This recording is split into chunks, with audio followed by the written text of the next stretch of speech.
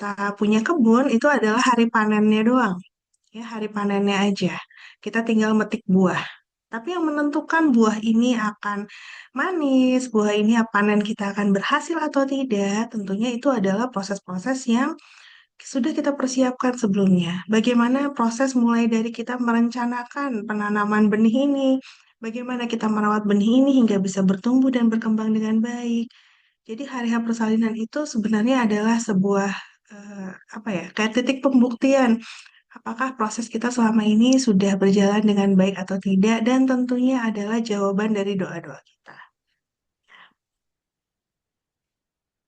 Makanya kenapa eh, jarang sekali terjadi kehamilan yang apa namanya tidak disiapkan dengan baik dan persalinannya tiba-tiba lancar gitu ya. Lancar tidak hanya secara medis tapi juga secara psikologis. Dan untuk bisa mewujudkan itu semua persiapannya itu perlu banget dilakukan dari jauh-jauh hari. Oke.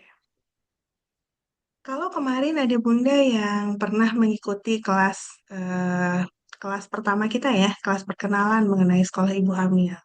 Di situ kan saya juga bertanya, apa sih arti persalinan untuk Bunda? Jadi ini boleh Bunda-Bunda di sini sharing atau menuliskan lah di buku catatan Bunda setidaknya, sebutkan 3 kata mengenai persalinan untuk Bunda. Atau boleh juga sharing di kolom chat. Apa sih kalau mendengar kata persalinan, apa yang terlintas di benak Bunda? Ya, boleh sharing ya di kolom chat ya. Nanti kita akan bahas pada saat sesi diskusi. Kita bisa lihat di sini ada berbagai bentuk dan cerita tentang persalinan. Ada persalinan pervaginam, ya ibunya nih, wah harus kelihatan banget sedang berjuang nih mengerjakan ya. Ada juga persalinan pervaginam dengan fasilitas waterbird, jadi bersalin di dalam air. Ya, tentu sensasinya akan berbeda dari persalinan pervaginam yang biasa. Dan ada juga persalinan melalui operasi seksio sesarea ya atau SC, yang memang adalah teknologi, sebuah perkembangan ilmu pengetahuan yang sudah menyelamatkan banyak nyawa yang memang membutuhkan sekali dilakukan seksio sesarea. Jadi apapun jenis persalinannya, semua adalah sebuah perjuangan, semua adalah hal yang harus dihargai dan harus dirayakan dengan sepenuh hati. Oke, boleh sharing ya, apa 3 kata mengenai persalinan yang terlintas di benak Bunda setiap kali mendengar kata tentang persalinan? Oke. Kita harus sama-sama sadar dan memahami bahwa persalinan itu adalah peristiwa yang sangat penting untuk seorang perempuan. Kenapa? Karena di sini kita akan mengalami perubahan baik secara fisik maupun secara psikologis. Dan memang sebenarnya persalinan itu perubahan-perubahan ini sudah dicicil istilahnya selama kita 9 bulan kehamilan, dan itu mungkin titik puncaknya tadi adalah pada saat hari H persalinan. Mungkin kita akan mengalami sebuah sensasi yang kita belum pernah rasakan sebelumnya. Kontraksi rahim untuk bersalin, mungkin kita belum pernah mengalami kayak gimana sih rasanya kontraksi, yang dibilang tuh katanya mules. Tapi ada juga ibu yang bilang, ah itu mah bukan mules, gitu ya. Atau ada yang bilang katanya, wih nggak ketahan banget deh gitu ya. Ada yang bilang sakit banget. Ada yang bilang, ah enggak lah kayaknya kayak panas pinggang doang tiba-tiba brojol. Nah ada yang kayak gitu. Jadi intinya ini semua akan menjadi sebuah pengalaman yang sangat personal, sangat subjektif, dan setiap ibu bisa jadi punya kisah yang berbeda. Makanya kenapa sudut pandang perempuan terhadap persalinan itu bisa jadi sangat berbeda antara satu dengan yang lainnya. Tapi apapun yang dialami oleh Bunda pada saat hari persalinan, ini adalah sebuah hari di mana kita sebagai seorang perempuan pasti akan dipaksa untuk keluar dari zona nyaman kita.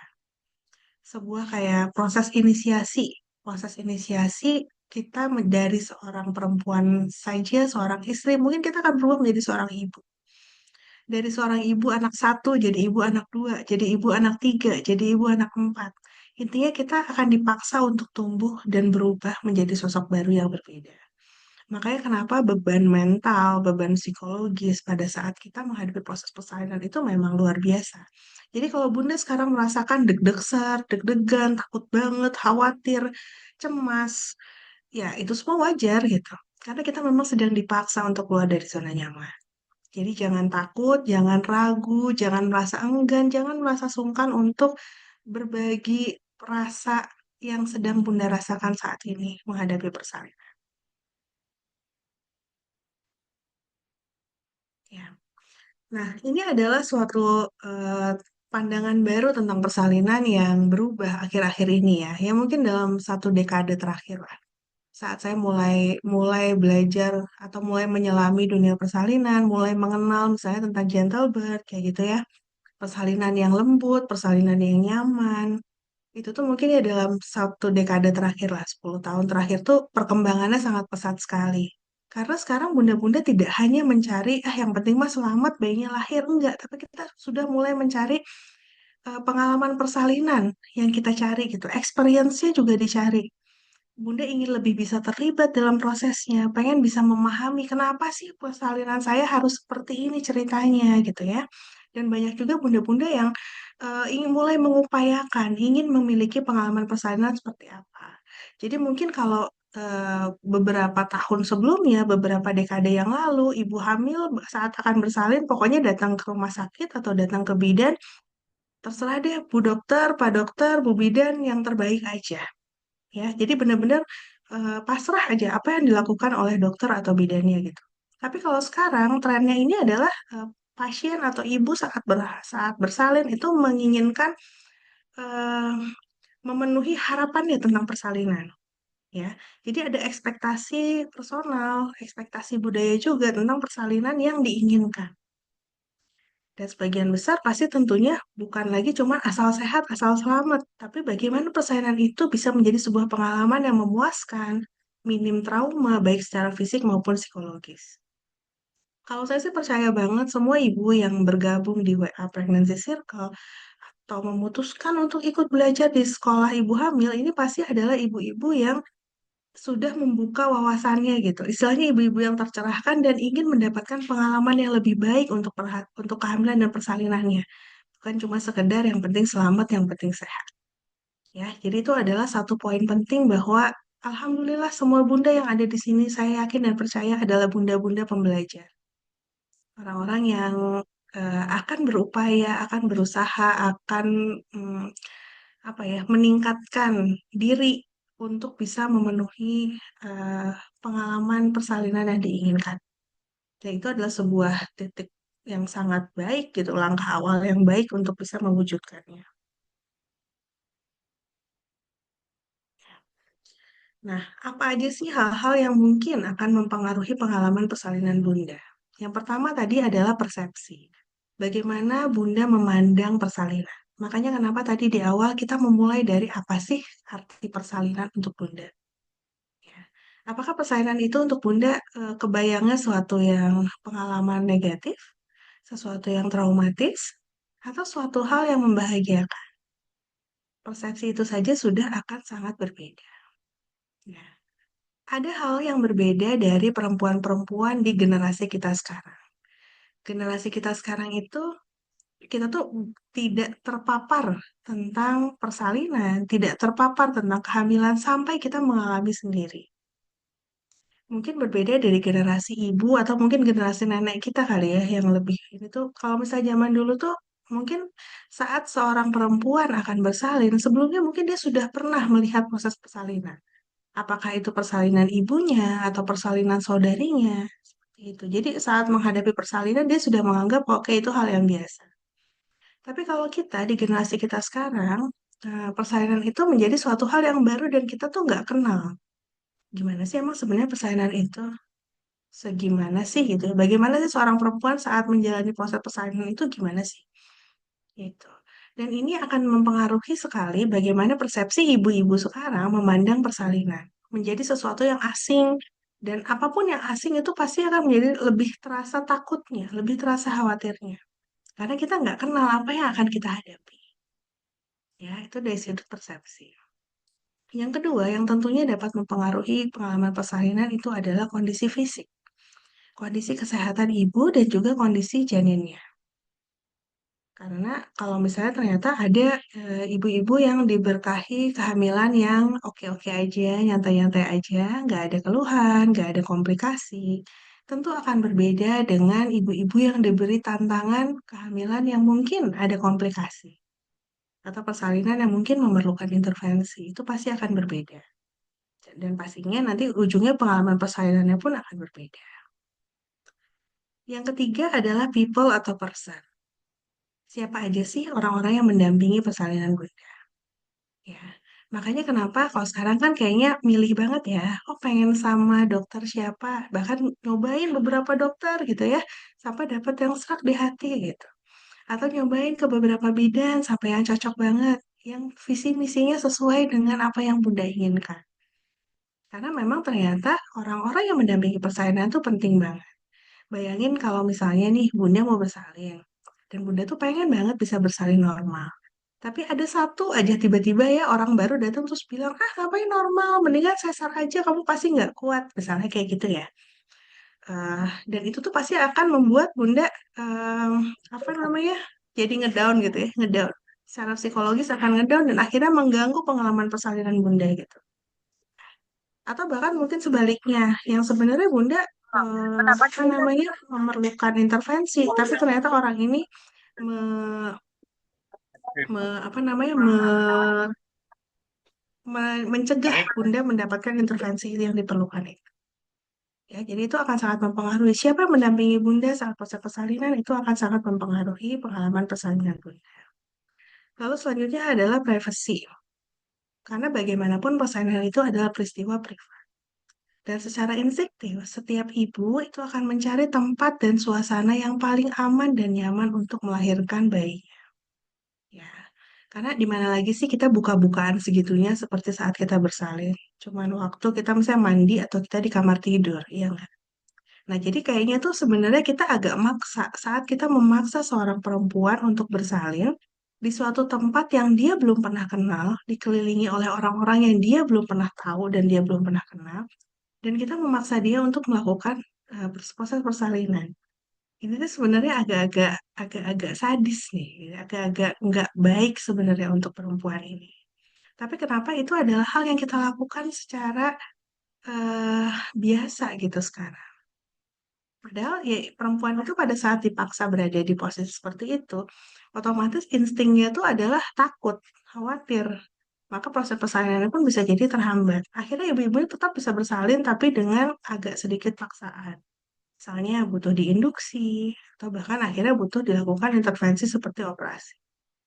Ya, makanya kenapa privacy ibu pada saat bersalin itu adalah hal yang sebenarnya harus kita wujudkan bersama. Lalu selanjutnya adalah place atau tempat dan suasana saat persalinan berlangsung. Ya tadi ya, sama seperti pada saat proses persalinan itu insting kita yang main lebih banyak. Pernah nggak kalau Bunda berada di suatu tempat baru ya, misalnya pengen buang air kecil misalnya, tapi di suatu tempat baru, misalnya di sebuah terminal gitu, kita nyari eh, toiletnya, tapi pas kita masuk, ih kok toiletnya nggak nyaman. Nah itu otomatis kadang-kadang ah nggak jadi deh, hilang tuh rasa pengen buang air kecil. Nah, ini adalah peristiwa yang sangat-sangat-sangat mungkin terjadi pada saat proses persalinan. Jadi pada saat kita sedang dalam proses persalinan, tapi kita ada di suatu tempat yang tidak nyaman dan suasananya tidak mendukung, bikin kita takut, bisa jadi proses persalinan itu dia akan berhenti, terhenti. Karena secara insting, ibu ini akan bilang bahwa ini bukan tempat yang aman untuk melahirkan bayi saya. Ya.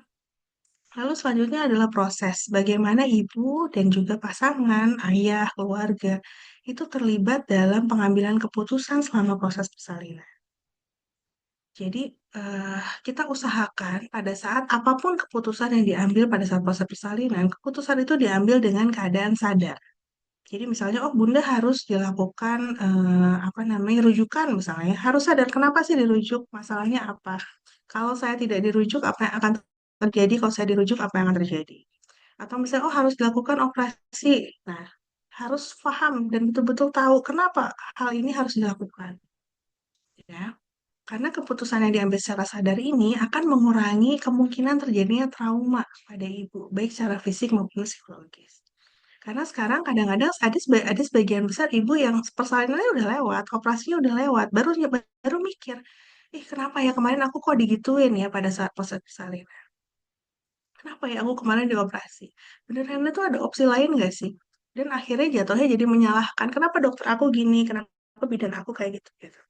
Padahal mungkin sebenarnya masalahnya di sini adalah karena miskomunikasi dan belum paham aja kenapa itu terjadi. Gitu ya. Jadi makanya keterlibatan aktif dari ibu, dari pasangan itu penting sekali pada saat proses pengambilan keputusan. Oke, ini kan baru azan Isya ya. Mau break dulu, Teh Helga. Kita akan break terlebih dahulu ya Bunda ya untuk sama-sama mendengarkan azan Isya sekitar 15 menit. Jadi diharapkan Bunda tidak perlu meninggalkan ruang Zoom kita pada malam hari ini. Jadi cukup standby aja ya di ruang Zoom. Nanti kita setelah 15 menit sekitar pukul 19.20 kita akan kembali lagi ya. Terima kasih.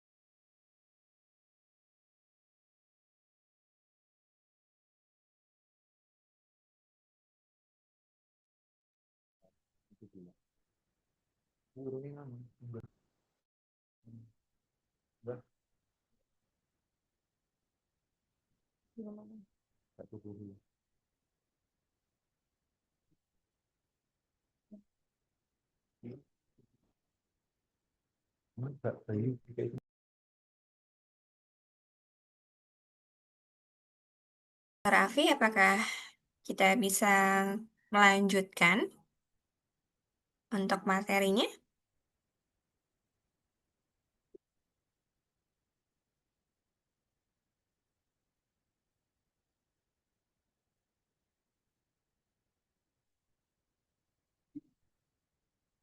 Assalamualaikum, Dr. Raffi. Baik. Oke, baik, Oke, silakan dokter. ya, insya Allah kita mulai lagi ya. Session ya.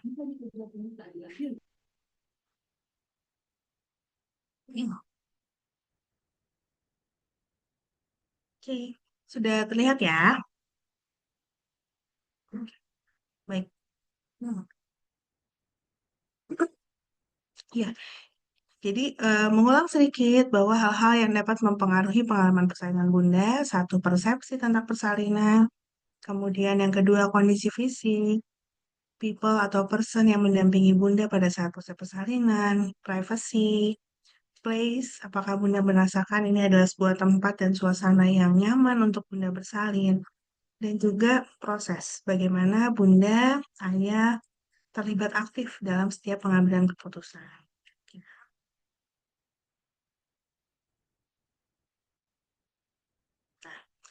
Sayangnya, eh, keinginan kita untuk bisa mewujudkan pengalaman persalinan yang positif itu masih cukup berat perjuangannya ya, masih cukup jauh. Karena hingga saat ini ada penelitian yang menyebutkan bahwa 10-30% ibu masih melaporkan mendapatkan pengalaman negatif saat bersalin. Bahkan 20-48% ibu itu melaporkan mengalami trauma dalam proses persalinannya, baik secara fisik maupun psikologis. Nah, pengalaman-pengalaman seperti ini menyebabkan efek ya, beberapa efek samping yang mungkin bisa menjadi suatu hal yang mengganggu secara jangka panjang. Meningkatkan ketakutan bunda menghadapi kehamilan dan salinan, lalu kemudian bisa sampai jatuh ke dalam kondisi post-traumatic stress disorder, jadi stres setelah mengalami trauma, dan akhirnya juga bisa meningkatkan terjadinya persalinan seksio-sesarea tanpa indikasi. Jadi ada ibu-ibu yang sekarang tuh, pokoknya aku nggak mau lahiran normal gitu, atau lahiran per vaginal. Karena kenapa? Karena takut. Akhirnya memilih untuk dilakukan seksio-sesarea. Walaupun tidak ada indikasi secara medis. Nah, walaupun ya sebenarnya kita sama-sama tahu bahwa sebenarnya persalinan dengan sesar itu bila dilakukan tanpa indikasi, risikonya jauh lebih besar dibandingkan persalinan per vaginal. Makanya kenapa pilihan untuk melakukan XC itu harus dipertimbangkan dengan hati-hati dan benar-benar hanya dilakukan bila ada indikasi yang diperlukan. Lalu kemudian trauma pada saat persalinan ini juga akan mempengaruhi bagaimana ibu menjalani hari-hari pasca persalinannya. Apakah ibu akan mengalami depresi postpartum, kemudian bisa juga menurunkan angka keberhasilan menyusui, dan pastinya juga dapat menghambat pembentukan bonding atau ikatan antara ibu dan bayi. Kalau misalnya trauma ini sangat sangat dalam ya, bisa jadi ibu itu malah merasa eh, ya kasarnya dibilang dendam gitu sama bayinya. Kamu sih gara-gara ngelahirin kamu nih ibu jadi harus ngalamin seperti ini. Bahkan ada yang sampai ke titik itu. Nah, ini adalah hal-hal yang sangat-sangat-sangat ingin kita hindari terjadi pada bunda-bunda. Ya. Gimana caranya untuk bisa mendapatkan pengalaman positif itu? Nah, salah satu hal yang akan kita bahas di kelas malam hari ini adalah bagaimana bunda dapat membangun tim pendukung persalinan. Apa sih tim pendukung persalinan ini? Tim pendukung persalinan ini adalah orang-orang yang bunda pilih untuk memberikan dukungan secara medis, emosional, fisik, spiritual, ataupun dukungan sosial selama proses persalinan Bunda. Jadi tujuan dari tim ini adalah satu, untuk membuat Bunda merasa aman, didukung, dan juga berdaya. Karena harus diingat bahwa Bunda itu adalah pemeran utama dalam proses persalinan. Kalau proses persalinan dokternya berhalangan bisa diganti, bidannya berhalangan bisa diganti. Suami tidak dapat mendampingi misalnya karena sedang tugas, bisa dicari pemeran penggantinya ya, misalnya keluarga atau sahabat Bunda. Tapi bunda itu adalah peran utama yang tidak dapat digantikan oleh siapapun. Ya, dokternya nggak bisa tuh bantuin ngedan gitu ya, untuk bisa ngelahirin bayi nggak bisa. Jadi bagaimanapun pemeran utama dalam proses persalinan itu adalah bunda. Jadi siapapun orang yang terlibat dalam proses persalinan bunda harus memiliki visi misi yang sama. Untuk apa? Mendukung bunda bersalin, apapun metode persalinan. Nah, langkah pertama untuk kita dapat membangun tim pendukung itu adalah yang menentukan tim inti Bunda. Siapa sih tim inti ini? Yang pertama adalah pendamping utama. Biasanya sih diisi oleh pasangan atau keluarga dekat. Yang terpenting dari pendamping utama ini harus dipastikan ini adalah seseorang yang memiliki ikatan emosional yang kuat dengan Bunda dan dapat memberikan dukungan positif untuk Bunda. Ya, karena tidak jarang juga kita temukan misalnya antara ibu dengan pasangan dengan suami misalnya ternyata visi misinya berbeda. Ya, beberapa waktu yang lalu lagi viral banget tuh ada suami yang sampai melaporkan istrinya ke polisi. Menuntut kenapa? Karena istrinya tidak melahirkan di rumah sakit yang diinginkan oleh suami dan tidak melahirkan di tanggal cantik yang ditetapkan oleh suami. Nah, ini kan kocak ya guys ya. Padahal kan ibunya juga nggak berencana tuh mau lahiran maju lebih cepat ya. Tapi gimana lagi kan mulas. Tapi kok lucu banget suaminya sampai menuntut gitu. Ini kan suatu hal yang kayaknya wah harusnya nggak boleh terjadi dong gitu. Karena hamil dan bersalin ini kan proyek bersama ya. Apapun cerita di balik kehamilannya, tapi pada saat kehamilan itu terjadi, tanggung jawab itu ada di dua belah pihak, di bunda dan juga di ayah. Makanya yang harus dilakukan adalah mendukung. Dan seorang ayah, seorang suami tentu harus mendukung istrinya, ibu dari anaknya pada saat melakukan menjalani proses persalinan ini. Karena memang ya perempuan itu pengorbanannya luar biasa sekali pada saat menjalani kehamilan dan persalinan. Dan tentunya memerlukan dukungan yang positif. Jadi siapapun nanti pendamping utama yang Bunda pilih, pastikan orang ini memiliki ikatan emosional yang kuat dengan Bunda dan dapat memberikan dukungan positif untuk Bunda. Oke. Nah, tugasnya apa sih pendamping utama? Yaitu satu, memberikan dukungan emosional yang konstan, mulai dari kehamilan, proses persalinan, hingga bayi lahir dan pasca persalinan. Ya. Lalu kemudian bisa menjadi penghubung antara bunda dengan tenaga medis dan juga keluarga. Jadi bisa jadi advokatnya bunda, pembelanya bunda, atau yang menanyakan misalnya bagaimana kondisi selanjutnya gimana.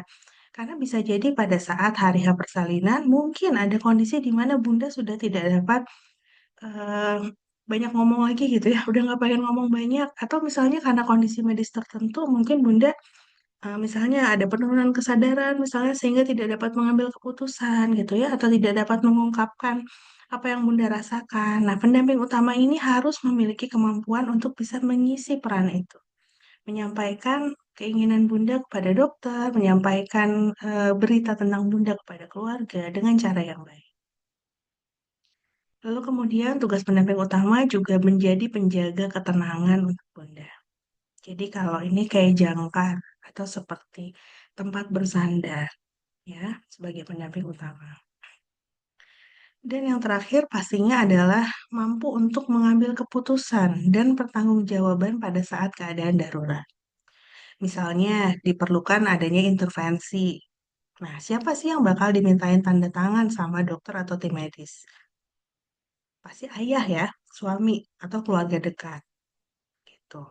Makanya penting sekali suami, keluarga dekat, siapapun yang mendampingi persalinan Bunda nanti sebagai pendamping utama, ini harus memiliki pengetahuan yang cukup mengenai proses persalinan juga.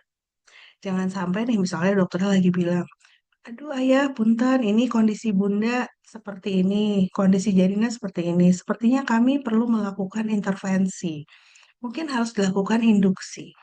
Nah, ayahnya masih bingung induksi teh kumaha teh ya induksi tuh yang kayak gimana sih gitu nanya lagi ke ibunya yang kamu mau diinduksi nggak ibunya udah nggak pengen ditanya ya itu bisa menjadi sumber dari segala sumber konflik dan akhirnya nggak selesai akhirnya ayah cuma bilang ya yang terbaik aja dok baru nggak ngerti sambil nanti kalau misalnya tiba-tiba ternyata ada masalah baru nanti eh, menggugat gitu ya oh kenapa kemarin diginiin gitu.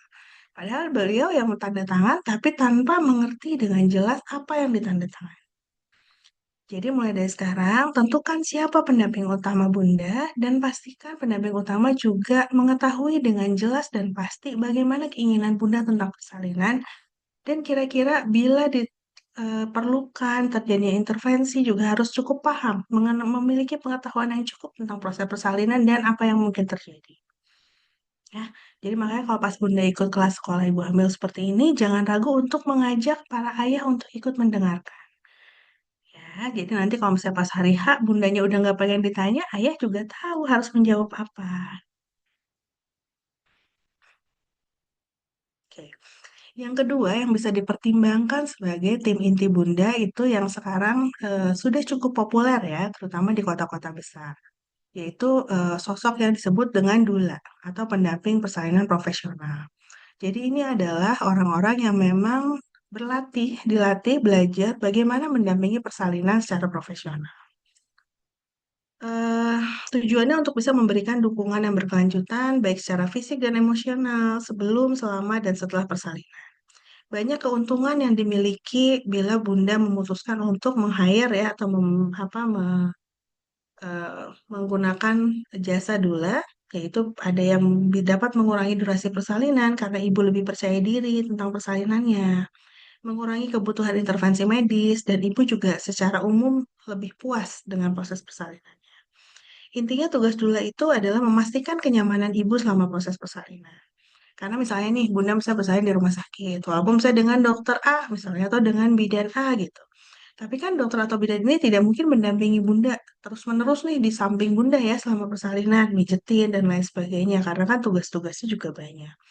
Nah, peran itu bisa diisi oleh doula. Ya memang bisa aja diisi oleh keluarga misalnya atau suami. Tapi kalau misalnya belum pernah mengetahui bagaimana cara mendampingi, kadang-kadang malah jadi tidak nyaman bundanya.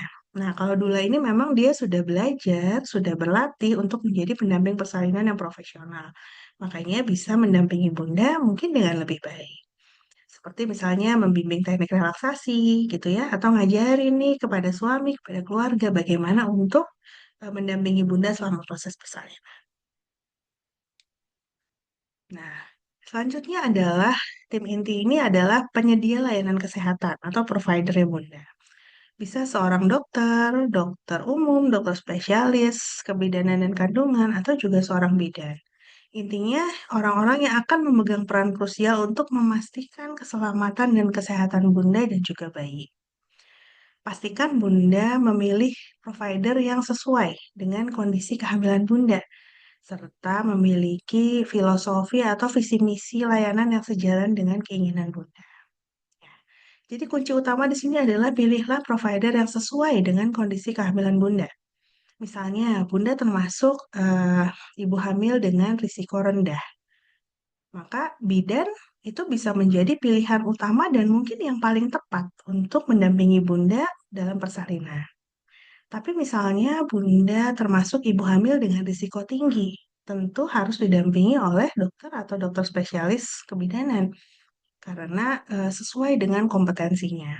Jadi kalau sekarang tuh kadang-kadang ada yang risiko tinggi tapi maksa pengen tetap di bidan gitu ya.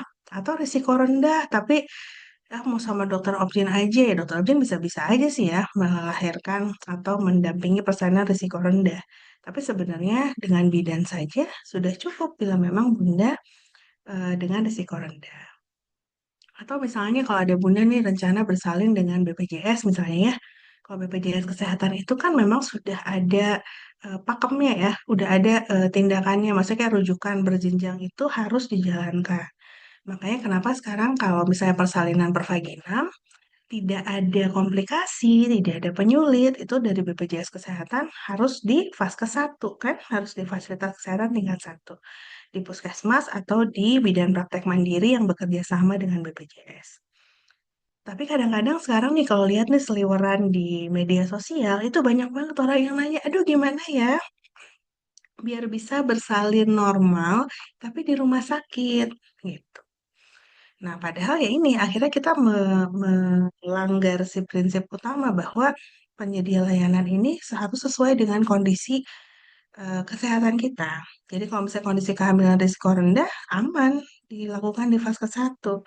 Tapi kalau misalnya memang risiko tinggi, ya harus di rumah sakit dengan pendampingan dokter spesialis objin. Apa tugas dari penyedia layanan kesehatan? Pastinya memastikan keselamatan ibu dan bayi, kemudian memberikan informasi mengenai kondisi kesehatan dan tindakan medis yang akan.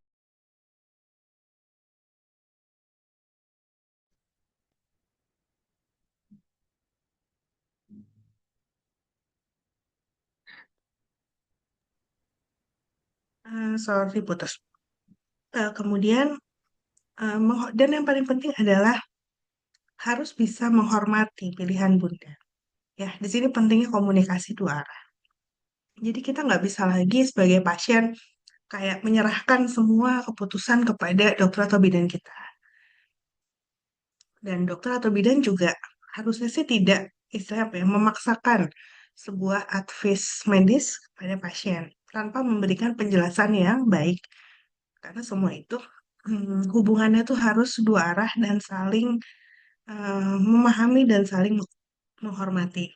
Ya, jadi karena dokter atau bidan menyarankan sesuatu itu pasti berdasarkan ilmu dan pengalaman yang beliau miliki.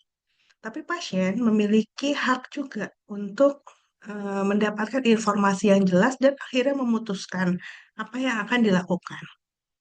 Jadi betul-betul komunikasinya harus dua arah dan baik. Oke. Nah, apa saja 6 hal yang harus diperhatikan saat Bunda memilih provider kesehatan? Yang pertama pastinya tadi, riwayat kesehatan dan kehamilan Bunda. Apakah kehamilan ini risiko rendah atau kehamilan ini risiko tinggi atau ada suatu masalah tertentu yang harus diperhatikan? Kemudian yang kedua, lingkungan dan fasilitas tempat persalinan. Apakah sesuai dengan keinginan Bunda atau tidak? Ya, dan sesuai juga dengan kondisi kehamilannya. Misalnya kalau risiko tinggi tadi, oh ya harus di rumah sakit. Atau kalau misalnya, oh persalinannya prematur, berarti harus di rumah sakit dengan fasilitas untuk perawatan bayi baru lahir prematur seperti NICU. Atau kalau misalnya risiko rendah, oh berarti di bidan atau di puskesmas juga memungkinkan. Yang ketiga tentunya jenis provider. Tadi dokter spesialis objin, dokter umum, dokter feto maternal, atau bidan. Ya, jenisnya bagaimana. Lalu yang keempat, bagaimana pandangan provider tentang persalinan? Kalau sekarang kan kayaknya bunda-bunda tuh banyak juga yang nanya, aduh di mana ya cari dokter yang pro normal atau dokter yang pro SC, misalnya kayak gitu ya. Karena ini adalah tadi persepsi kita tentang persalinan seperti apa dan itu tuh harus selaras dengan provider kesehatan kita supaya bisa mendapatkan titik temu yang baik, titik temu yang baik. Oke, lalu yang keenam, yang kelima, bagaimana kemampuan komunikasi dan kepribadian provider. Mencari dokter, mencari bidan itu memang kayak cari jodoh. Jadi ada yang cocok dengan satu orang, bisa jadi tidak cocok untuk orang yang lain. Dan nggak ada salahnya untuk kita mencari yang cocok dengan kita. Atau kalau misalnya, oh dok, kalau misalnya di tempat saya sih memang pilihannya terbatas. Ya udah, berarti kan kalau seperti itu kita sama-sama harus beradaptasi. Ya, jadi dipilihlah pilihan terbaik yang mungkin didapatkan oleh Bunda di tempat Bunda. Lalu yang keenam, jangan lupa ditanyakan juga mengenai kebijakan atau aturan mengenai prosedur yang akan dilakukan. Ini biasanya bukan hanya terkait dengan dokter atau bidannya, tapi juga mungkin terkait dengan fasilitas kesehatan di tempat rencana persalinan Bunda. Jadi selain ngobrol sama dokternya, Bunda juga harus bertanya juga ke misalnya ke administrasi rumah sakit atau misalnya ke bagian customer service-nya. Kira-kira bagaimana pelayanan persalinan di sana, apakah sesuai atau tidak dengan kebutuhan Bunda.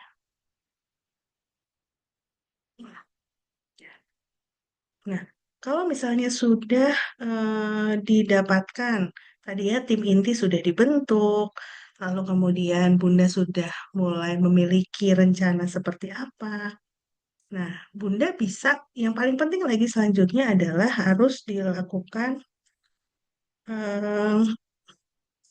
harus dilakukan komunikasi. Jadi Bunda misalnya ada keinginan atau harapan apa, nah itu harus dilakukan komunikasi. Tuh, harus dilakukan komunikasi di sana.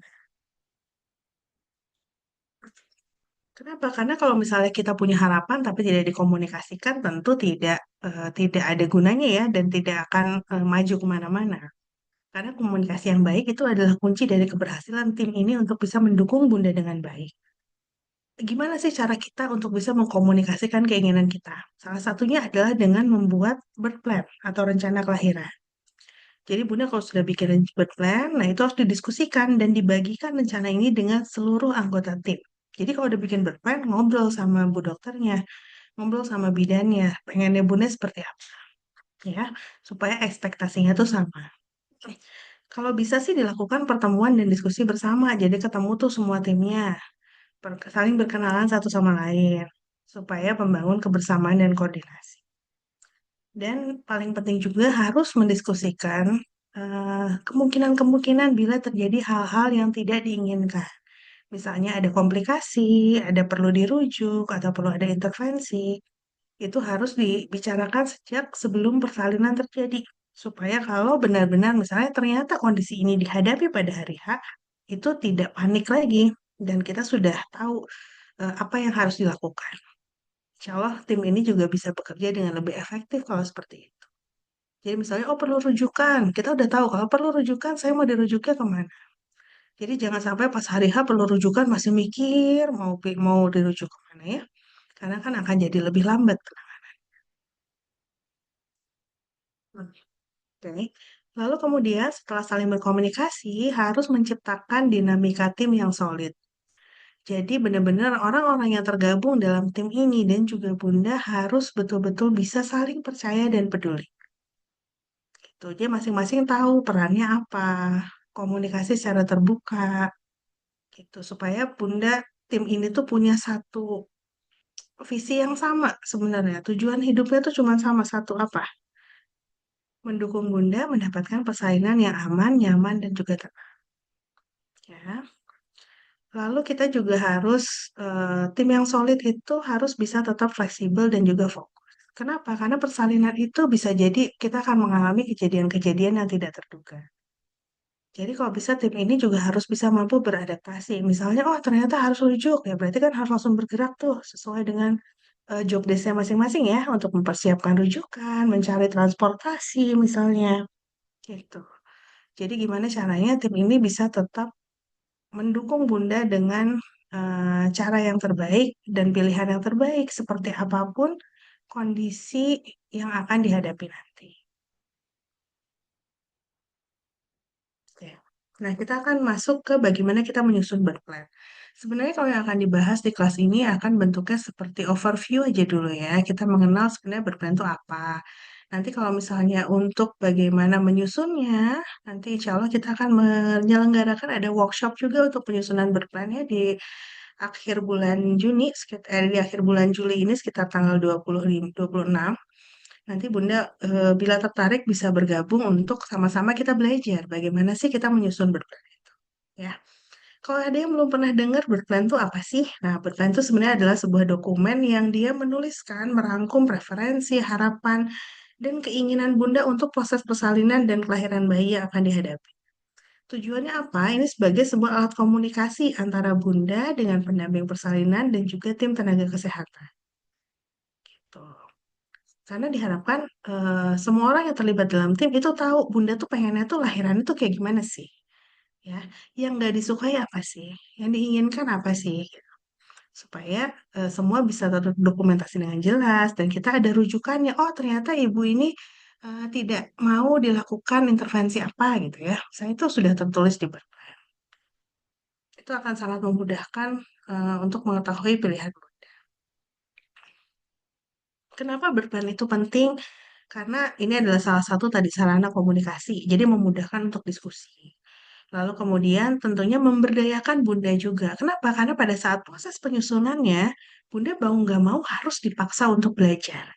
Belajar ada pilihan apa aja sih tentang persalinan, ada intervensi apa aja yang saya harus tahu, dan keputusan apa aja yang saya bisa ambil. Jadi akhirnya Bunda akan merasa lebih terlibat dan lebih siap dalam mengambil keputusan.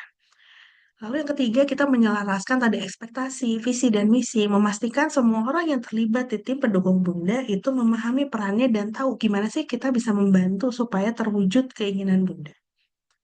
Dan yang terakhir, tentunya meningkatkan kemungkinan terjadinya pengalaman persalinan yang positif. Ya, karena kita merasa sudah berproses dalam hal ini, jadi kita bukan cuma sebagai kayak pasif aja gitu, pasrah aja deh persalinannya mau kayak gimana gitu. Tapi kita tahu bahwa kita menjalani setiap langkahnya dengan sadar, menjalani setiap langkahnya dengan percaya diri gitu. Bahwa oh ya saya tahu maju ke depan itu arahnya kemana gitu. Langkah ini tuh saya ambil karena apa? Percayalah itu adalah titik utama bagaimana kita bisa menemukan pengalaman persalinan yang positif dan jauh dari trauma. Gimana caranya supaya kita bisa bikin berplan yang efektif? Yang pertama, riset dulu pastinya. Karena kita harus tahu, misalnya kayak mau menentukan nih ya pilihan persalinannya apa aja. Tentu kita harus tahu dulu dong, emang persalinan ada apa aja ya, gitu kan? Atau misalnya kita mau riset di mana ya tempat persalinannya, pasti kan harus nanya-nanya dulu ya. Atau lihat review gimana pilihan tempat persalinan yang memungkinkan kita akses seperti apa. Gitu. Jadi harus riset dulu. Buka wawasan Bunda seluas mungkin opsi-opsi apa yang mungkin diambil dan cari tahu tentang hal itu supaya Bunda bisa menentukan pilihan dengan baik. Lalu yang kedua, pastinya harus tetap bisa bersikap terbuka dan fleksibel karena sekali lagi persaingan itu bisa berubah skenario dengan kapan aja gitu. Ya, kita bisa menemukan misalnya tadinya aman-aman aja, tiba-tiba ada sesuatu itu bisa terjadi. Yang rencananya A tiba-tiba harus berubah jadi B itu bisa terjadi. Makanya penting banget kita untuk tetap bisa bersikap terbuka dan fleksibel. Lalu yang ketiga, gunakan bahasa yang positif dan mudah dipahami. Jadi nggak usah panjang-panjang banget, berbantu sebenarnya simpel aja. Yang penting keinginan Bunda bisa terkomunikasikan. Kemudian yang keempat, jangan lupa kalau udah dibikin, pastinya diskusikan dengan penyedia layanan kesehatan Bunda. Jadi diskusi dengan dokter dan bidannya, dan mungkin juga dengan fasilitas kesehatannya.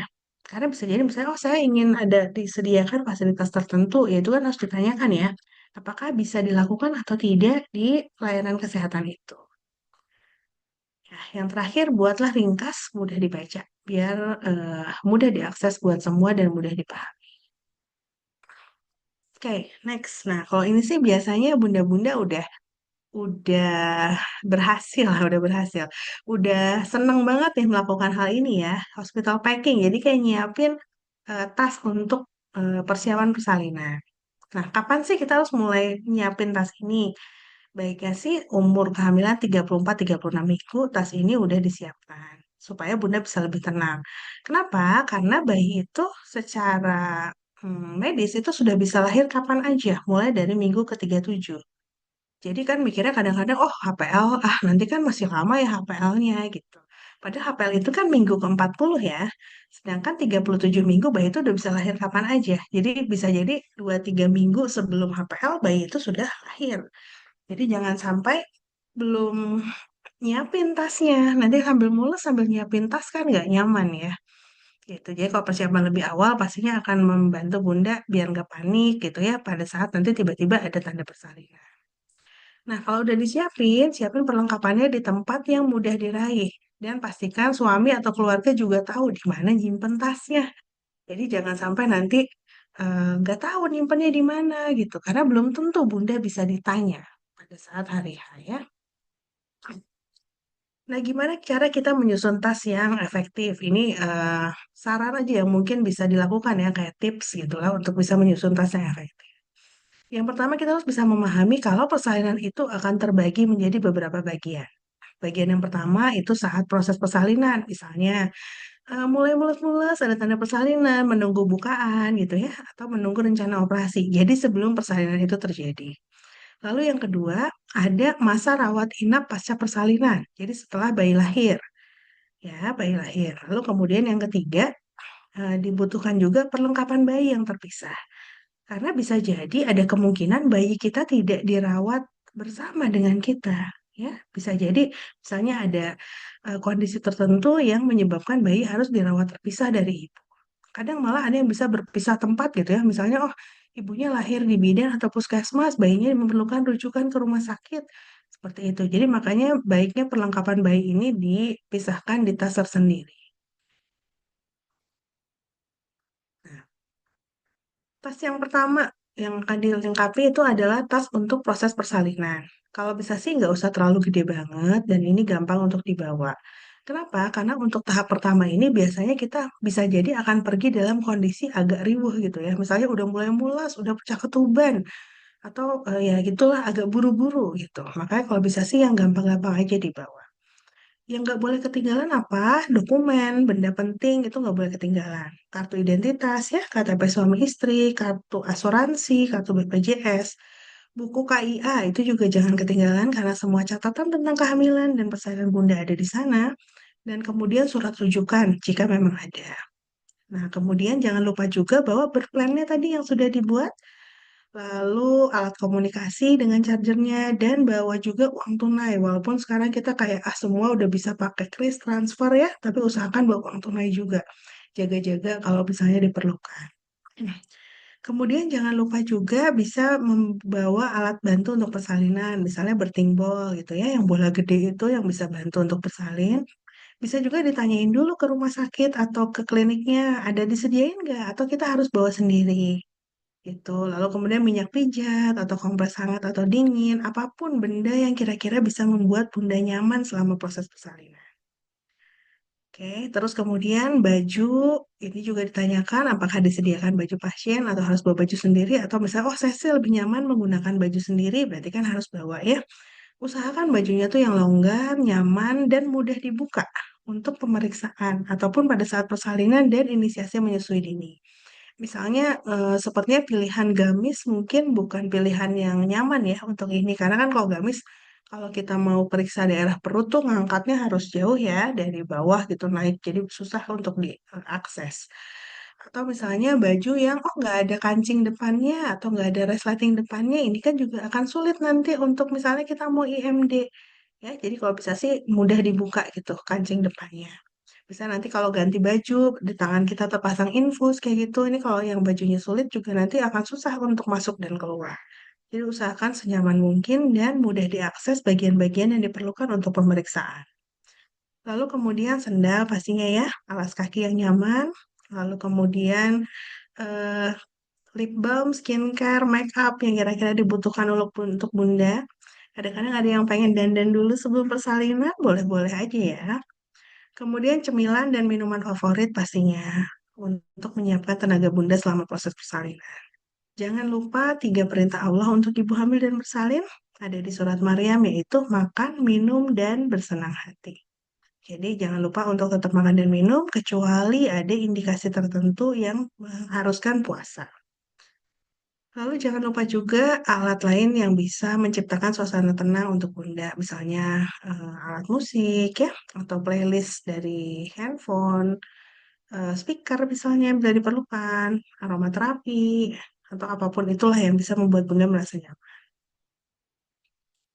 Oke. Nah, tas yang kedua ini bisa untuk masa setelah persalinan. Jadi selama ibu dilakukan perawatan di rumah sakit atau klinik. Bawa apa aja sih? Bawa baju menyusui 2 sampai 3 buah, pilih yang nyaman, mudah dibuka. Kalau misalnya kita bersalin per vaginam rata-rata perawatan itu mungkin sekitar 1 sampai 2 hari. Kalau untuk sesar mungkin bisa perlu 2 sampai 3 hari tergantung kondisinya. Jadi usahakan membawa baju pakaian sesuai dengan kebutuhan. Lalu jangan juga lupa bawa celana dalam untuk nifas sekitar 4 sampai 5 buah atau sesuai kebutuhan perkiraan hari rawatnya. Pilih yang kalau misalnya kita sesar nih, kalau sesar usahakan tepi atas celana dalam yang bagian karetnya itu jangan pas banget di luka jahitan. Jadi dia harus ada di bawah atau ada di atas. Jadi jangan pas di tepi luka supaya menghindari gesekan ke luka dan mengganggu proses penyembuhan lukanya. Jangan lupa juga bawa pembalut. Ya, bisa pilihannya pembalut nifas atau misalnya sekarang bisa juga pilihan seperti Pampers gitu ya, diapers yang ukuran dewasa gitu. Kemudian bra menyusui jangan lupa juga pastikan tidak pakai kawat, ukurannya juga nyaman. Rok atau celana longgar untuk pulang dan korset atau stagen. Nah, ini bisa digunakan untuk ibu bersalin normal maupun bersalin sesar. Pilih yang ukurannya besar dan dapat menyangga perut dengan baik. Ya. Lalu perlengkapan mandi, jangan lupa handuk, alas waterproof kalau diperlukan. Lalu dan juga perlengkapan menyusui, ya, nursing pad untuk menyerap ASI yang mulai rembes, lalu nipple cream kalau perlu untuk mencegah lecet dan pompa ASI bila diperlukan. Yang terakhir tas untuk bayi. Kalau bayi sih nanti ditanyakan dulu juga ya fasilitas kesehatannya, karena ada beberapa fasilitas kesehatan yang menyediakan pakaian bayi selama perawatan. Kalau misalnya disediakan, berarti Bunda cukup membawa pakaian bayi untuk pulang saja. Jadi nggak perlu bawa banyak-banyak. Tapi kalau nggak disediakan, berarti ya dibawa sesuai dengan jumlah hari rawat dan agak dilebihin. Karena kadang bayi-bayi kan misalnya ada ngompol gitu ya, ada buang air besar yang mungkin sampai mengotori, jadi harus diganti lebih sering. Bawa selimut, sarung tangan dan kaos kaki kecil, topi bayi dan juga bedong. Perlengkapan lainnya misalnya popok, bila diperlukan ya ukurannya yang sesuai, bawa secukupnya aja. Tisu basah atau kapas bulat untuk membersihkan area genital, misalnya bayi ada pup atau pipis, dan gendongan bayi untuk bawa pulang nanti. Jadi tas bayi ini baiknya sih dipisahkan ya dari barang-barang itu. Oke. Nah, yang ini jangan lupa juga untuk dibawa tas khusus untuk pendamping buat keperluannya ayah atau siapapun yang mendampingi selama di rumah sakit. Bawa baju ganti, jaket, sandal kamar, cemilan dan minuman untuk ayah juga, perlengkapan mandi, kamera, HP, powerbank, terus ya yang lain lah untuk mengurangi kebosanan atau misalnya saat menunggu. Jadi jangan sampai nih ibunya lagi proses persalinan, ayahnya pulang pamit untuk ganti baju ya. Karena kan ayah kalau bisa sih jangan ditinggalin istrinya ya selama proses persalinan. Karena bisa jadi diperlukan kapan aja. Oke. Jadi apa aja kunci kita untuk bisa mendapatkan pengalaman persalinan yang positif?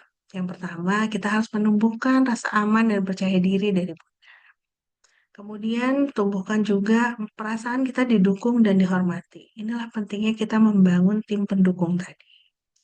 Dan Bunda memiliki kemampuan untuk memegang kendali. Jadi Bunda betul-betul sadar, paham kenapa semua yang terjadi pada saat proses persalinan. Dan diharapkan dengan itu semua kita bisa mendapatkan luaran persalinan yang baik. Dan akhirnya insya Allah akan merasakan kepuasan pribadi mengenai proses persalinannya. Jadi persalinan tuh pulang tuh bukan dalam keadaan bingung, sedih, kesel gitu. Tapi pulang tuh dengan perasaan senang, tenang, dan bahagia bahwa kita sudah berhasil menjalani proses persalinan ini dengan pilihan-pilihan terbaik yang bisa kita lakukan.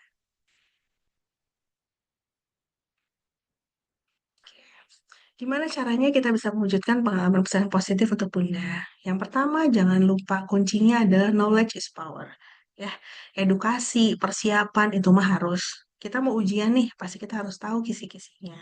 Jadi jangan kita menceburkan diri menghadapi persalinan dengan pasrah aja. Nah itu mah udah nggak bisa sayang ya. Harus betul-betul belajar dulu. Gimana kita bisa menghadapinya dengan baik. Lalu yang kedua tentunya dengan edukasi yang baik. Insya Allah kita akan punya persiapan mental yang cukup. Ya, persiapan mental yang baik. Lalu yang ketiga, gimana kita membangun juga sistem mendukung. Karena untuk bersalin ibu tidak bisa sendirian. Ibu perlu sistem pendukung yang baik untuk mewujudkan keinginan Bunda. Jangan lupa juga komunikasi. Ya, keinginan, harapan, ketakutan, kekhawatiran, komunikasikan semua dengan orang-orang yang terlibat. Kenapa? Karena semua supaya bisa mendukung Bunda dengan baik. Kalau kita nggak tahu apa yang Bunda butuhkan, tentu kita tidak bisa mendukung Bunda dengan baik. Lalu yang terakhir, fokus pada perawatan sesuai dengan situasi dan kebutuhan. Jadi betul-betul kenali diri kita, kira-kira masalahnya apa. Kalau misalnya memang ada hal yang harus dilakukan terkait dengan masalah itu, jangan ragu untuk dilakukan. Ya, jangan ragu untuk dilakukan. Jangan terlambat mengambil keputusan hanya karena kita takut untuk hal-hal yang sebenarnya tidak tidak akan terjadi gitu. Oke. Oke, tugas rumah kita untuk kelas kita hari ini adalah membuat list untuk hospital packing. Kalau bisa langsung hospital packing sekalian nyiapin tasnya bagus banget. Lalu yang kedua kita belajar untuk merancang berplan. Mungkin nanti bisa di-share sama tim dari sekolah ibu hamil ya, contoh berplan. Nanti bunda-bunda bisa mulai cari tahu, belajar, mulai riset dulu gimana sih cara membuat berplan. Isinya tuh seperti apa. Ya, dan kalau penasaran nanti bisa gabung ikut di workshop berplan yang akan kita selenggarakan di akhir bulan. Oke, terima kasih banyak untuk kesempatannya di hari ini. Nanti kita lanjutkan ke sesi diskusi ya. Semoga bunda-bunda bisa tahu lebih banyak, tahu lebih baik, berpikir yang paling baik apa, dan akhirnya memilih yang terbaik dan paling tepat untuk bunda. Terima kasih. Wassalamualaikum warahmatullahi wabarakatuh. Waalaikumsalam warahmatullahi wabarakatuh. Masya Allah, jazakillah khair Dokter Afi untuk materinya pada malam hari ini ya. Di sesi pertama kelas trimester 3 untuk pertemuan yang pertama. Di pertemuan ini tidak banyak tentang medis ya yang diceritakan Dokter Afi seperti bunda-bunda sama kita simak tadi dari awal sampai dengan akhir. Dokter Afi lebih menekankan bagaimana kasih persalinan itu sebetulnya bukan hanya terkait dengan kondisi medisnya aja ya, tapi banyak persiapan-persiapan yang tentunya perlu disiapkan bukan hanya dengan bunda ya, bukan hanya bunda saja yang harus ibaratnya kerja keras, tapi ternyata itu adalah support system ya. Ada tim yang bunda pilih ada tim yang juga sudah Bunda percayakan nanti pada saat proses persalinan. Tim ini sendiri bukan hanya dari lingkungan keluarga ya, ataupun dari support system terdekat yaitu suami, tapi ternyata tim ini pun yang Bunda pilih nantinya adalah tim medis salah satunya. Baik, kita akan masuk ke sesi tanya jawab ya, Bunda-bunda semua. Terima kasih yang sudah menuliskan pertanyaannya di kolom chat. Kita akan sama-sama bahas satu persatu ya. Bagaimanakah dan seperti apa nih pertanyaannya. Sebelum saya membuka nanti sesi tanya jawab untuk yang langsung ya dengan raise hand, saya izin untuk membacakan terlebih dahulu pertanyaan di kolom chat. Dan yang pertama dari Bunda Jasmine. Assalamualaikum. Mau bertanya jika memilih melakukan persalinan di Jasmine MQ Medica, apakah tersedia option menggunakan daula? Wah, Masya Allah. Ini namanya udah sama, mudah-mudahan berjodoh juga ya, bersalin di klinik Jasmine ya, Bunda Jasmine. Ya, ada Bunda Jasmine, boleh raise hand dong. Assalamualaikum Bunda Jasmine. Oke. Bisa atau tidak menggunakan dola jelas bisa ya. Dan sadolanya pun juga hadir. Alhamdulillah hari ini boleh open cam nih kalau misalnya Bidan Dani bisa juga buka kameranya ya. Kenalan, Bu Dandani ini salah satu juga doula yang ada di klinik Jasmine. Selain doula, beliau juga menjadi instruktur untuk kelas prenatal yoga. Nah, bagi bunda-bunda yang sudah pernah mengikuti kelas prenatal yoga, tentu akan bertemu dengan Bidan Dani ya. Dengan Bidan Dani dan Bidan Dani adalah doula di klinik Jasmine. Dan terkait dengan doula, sebetulnya di awal pertemuan ya, waktu kita opening di batch 4 itu, klinik Jasmine pun juga memperkenalkan satu konsep persalinan yaitu tentang sinabut ya. Sinabut ini adalah satu konsep persalinan yang sepertinya memang menjadi konsep persalinan yang diidam-idamkan oleh semua ibu bersalin ya. Hanya hanya di untuk di klinik Jasmine, konsep persalinan yang didambakan ini disebutnya dengan Sinabirth ya. Sinabirth ini adalah singkatan dari Self, Islam, Holistic, Islamic, Natural, and Active ya. Active birth itu adalah satu konsep dan di sana ada salah satunya pendampingnya adalah dengan doula ya, dengan doula. Jadi mudah-mudahan konsep bersalin di klinik Jasmine dengan menggunakan Sinabirth ini bisa menjadi salah satu pilihan bunda-bunda yang memiliki keinginan mewujudkan kepersalinan yang aman, nyaman, tenang, itu bisa menggunakan konsep persalinan gentle birth Islamik dengan konsep Sinabir. Baik, selanjutnya kita akan em, ke pertanyaan selanjutnya ya. Aduh, mohon maaf nih Dokter Afi jadi tadi membahas tentang dola dulu ya dok, mohon izin. Jadi selanjutnya pertanyaannya adalah dari Bunda Tara. Assalamualaikum Bunda Tara, selamat malam. Bunda Tara bertanya, bagaimana dengan teknik pernafasan? Apakah bagian dari hal yang mempengaruhi persalinan? Jika iya, bagaimanakah teknik pernafasan yang baik dan benar? Terima kasih dokter. Oke, tentang teknik pernafasan nih dok. Sebetulnya teknik pernafasan kalau di klinik Jasmine itu belajar juga di kelas prenatal yoga ya. Di kelas prenatal yoga selain exercise ini salah satu topik pembahasan yang diajarkan adalah teknik pernapasan. Nah, kita terlebih dahulu dengarkan nih teknik pernapasan kalau dari Dokter Afi seperti apa dok untuk teknik pernapasan pada saat persalinan. Silakan dokter.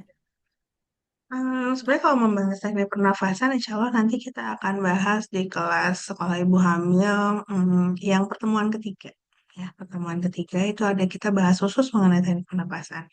Kenapa? Karena tentunya untuk mempelajari teknik pernapasan ini perlu memahami dulu bagaimana fisiologi atau proses persalinan itu. Karena ada beberapa teknik yang berbeda di setiap tahapan proses persalinannya. Karena misalnya, oh pada saat pembukaan awal seperti apa gitu ya. Mungkin misalnya pembukaan awal kalau garis besarnya ya, pembukaan awal itu kita tidak perlu teknik pernapasan khusus. Cukup misalnya setiap kali ada kontraksi kita mengatur nafas saja Tarik nafas panjang perlahan dari hidung, keluarkan pelan dari mulut, seperti itu. Belum ada teknik pernapasan khusus, karena apa? Karena kontraksinya masih belum terlalu intens, kemudian mungkin durasinya juga belum terlalu panjang, frekuensinya juga belum terlalu sering. Jadi biasanya sih yang penting merasa tenang, tetap beraktivitas seperti biasa. Nah, seperti itu. Baru nanti kemudian pada saat Anda sudah memasuki fase aktif, pembukaan sudah lebih dari pembukaan 4, kontraksinya sudah intens, frekuensinya udah makin sering. Ini tentu mungkin mulai perlu lebih fokus gitu tentang teknik pernapasannya. Prinsipnya masih sama, narik nafas panjang, tiup perlahan. Kalau misalnya nanti sudah mulai ada sensasi ingin mengeden gitu ya, jadi mulai udah ada dorongan untuk meneran karena kepala bayi sudah sampai di dasar panggul, tapi misalnya oh bukan belum lengkap, tapi udah mulai pengen ngeden. Nah itu tentu perlu teknik yang berbeda. Misalnya seperti yang bisa yang sekarang banyak dilakukan juga, misalnya dengan teknik tiup-tiup. Jadi tiup pendek-pendek gitu ya, tiup pendek-pendek. Kenapa? Karena untuk mengurangi kontraksi otot di perut. Kontraksi otot perut ya, bukan kontraksi otot rahim yang dikurangi. Karena kalau otot rahim kita nggak bisa ngatur kontraksinya itu datang dan pergi sendiri. Jadi kita bisa lakukan kontraksi otot perut yang bisa kita kurangi. Gitu dengan tiup-tiup gitu ya. Dan mungkin nanti pada saat mengejan pun, misalnya kepala bayinya sudah crowning, udah kelihatan mulai membuka jalan lahir untuk menghindari robekan yang berlebihan itu bisa dilakukan teknik tiup-tiupnya. Jadi emang benar harus sabar banget. Tarik nafas tiup-tiup. Jadi kepala bayi pun diharapkan akan keluar dengan perlahan. Nah, seperti itu. Nanti mungkin lebih jelasnya bisa mengikuti kelas di pertemuan ketiga atau ikut kelas di senam hamil atau prenatal yoga. Biasanya juga nanti akan dijelaskan dengan lebih jelas ya mengenai teknik pernapasannya. Karena yang paling penting sih harus memahami dulu fisiologi persalinannya, tahapan-tahapan persalinannya, karena bisa ada beberapa teknik yang dilakukan sesuai dengan tahapan persalinannya. Ya, ikut kelasnya nanti Bunda ya. Ya, jangan ketinggalan ya, Bun, kelasnya ya. Nanti di akhir acara saya akan jelaskan ya, mungkin beberapa kelas yang bisa Bunda ikuti, khususnya untuk di trimester 3. Oke, selanjutnya em, dari Bunda Alfia. Assalamualaikum dokter, kalau misalnya pada praktiknya sedang persalinan normal di Jasmine, tapi ada beberapa masalah persalinan yang mengharuskan sesar dan di sesar dari Jasmine dirujuk kemana ya?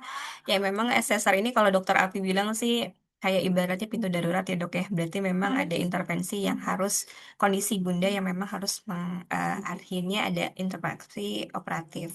Kalau bundanya dengan dokter Aviasti gitu ya dengan sudah melalui observasi mungkin ya dok ya akan dirujuknya adalah ke rumah sakit tertentu yang tingkat lanjut ya tingkat lanjut 2 itu ke rumah sakit pindah ataupun juga bundanya punya referensi lain kami bisa juga rujuk lepas ya.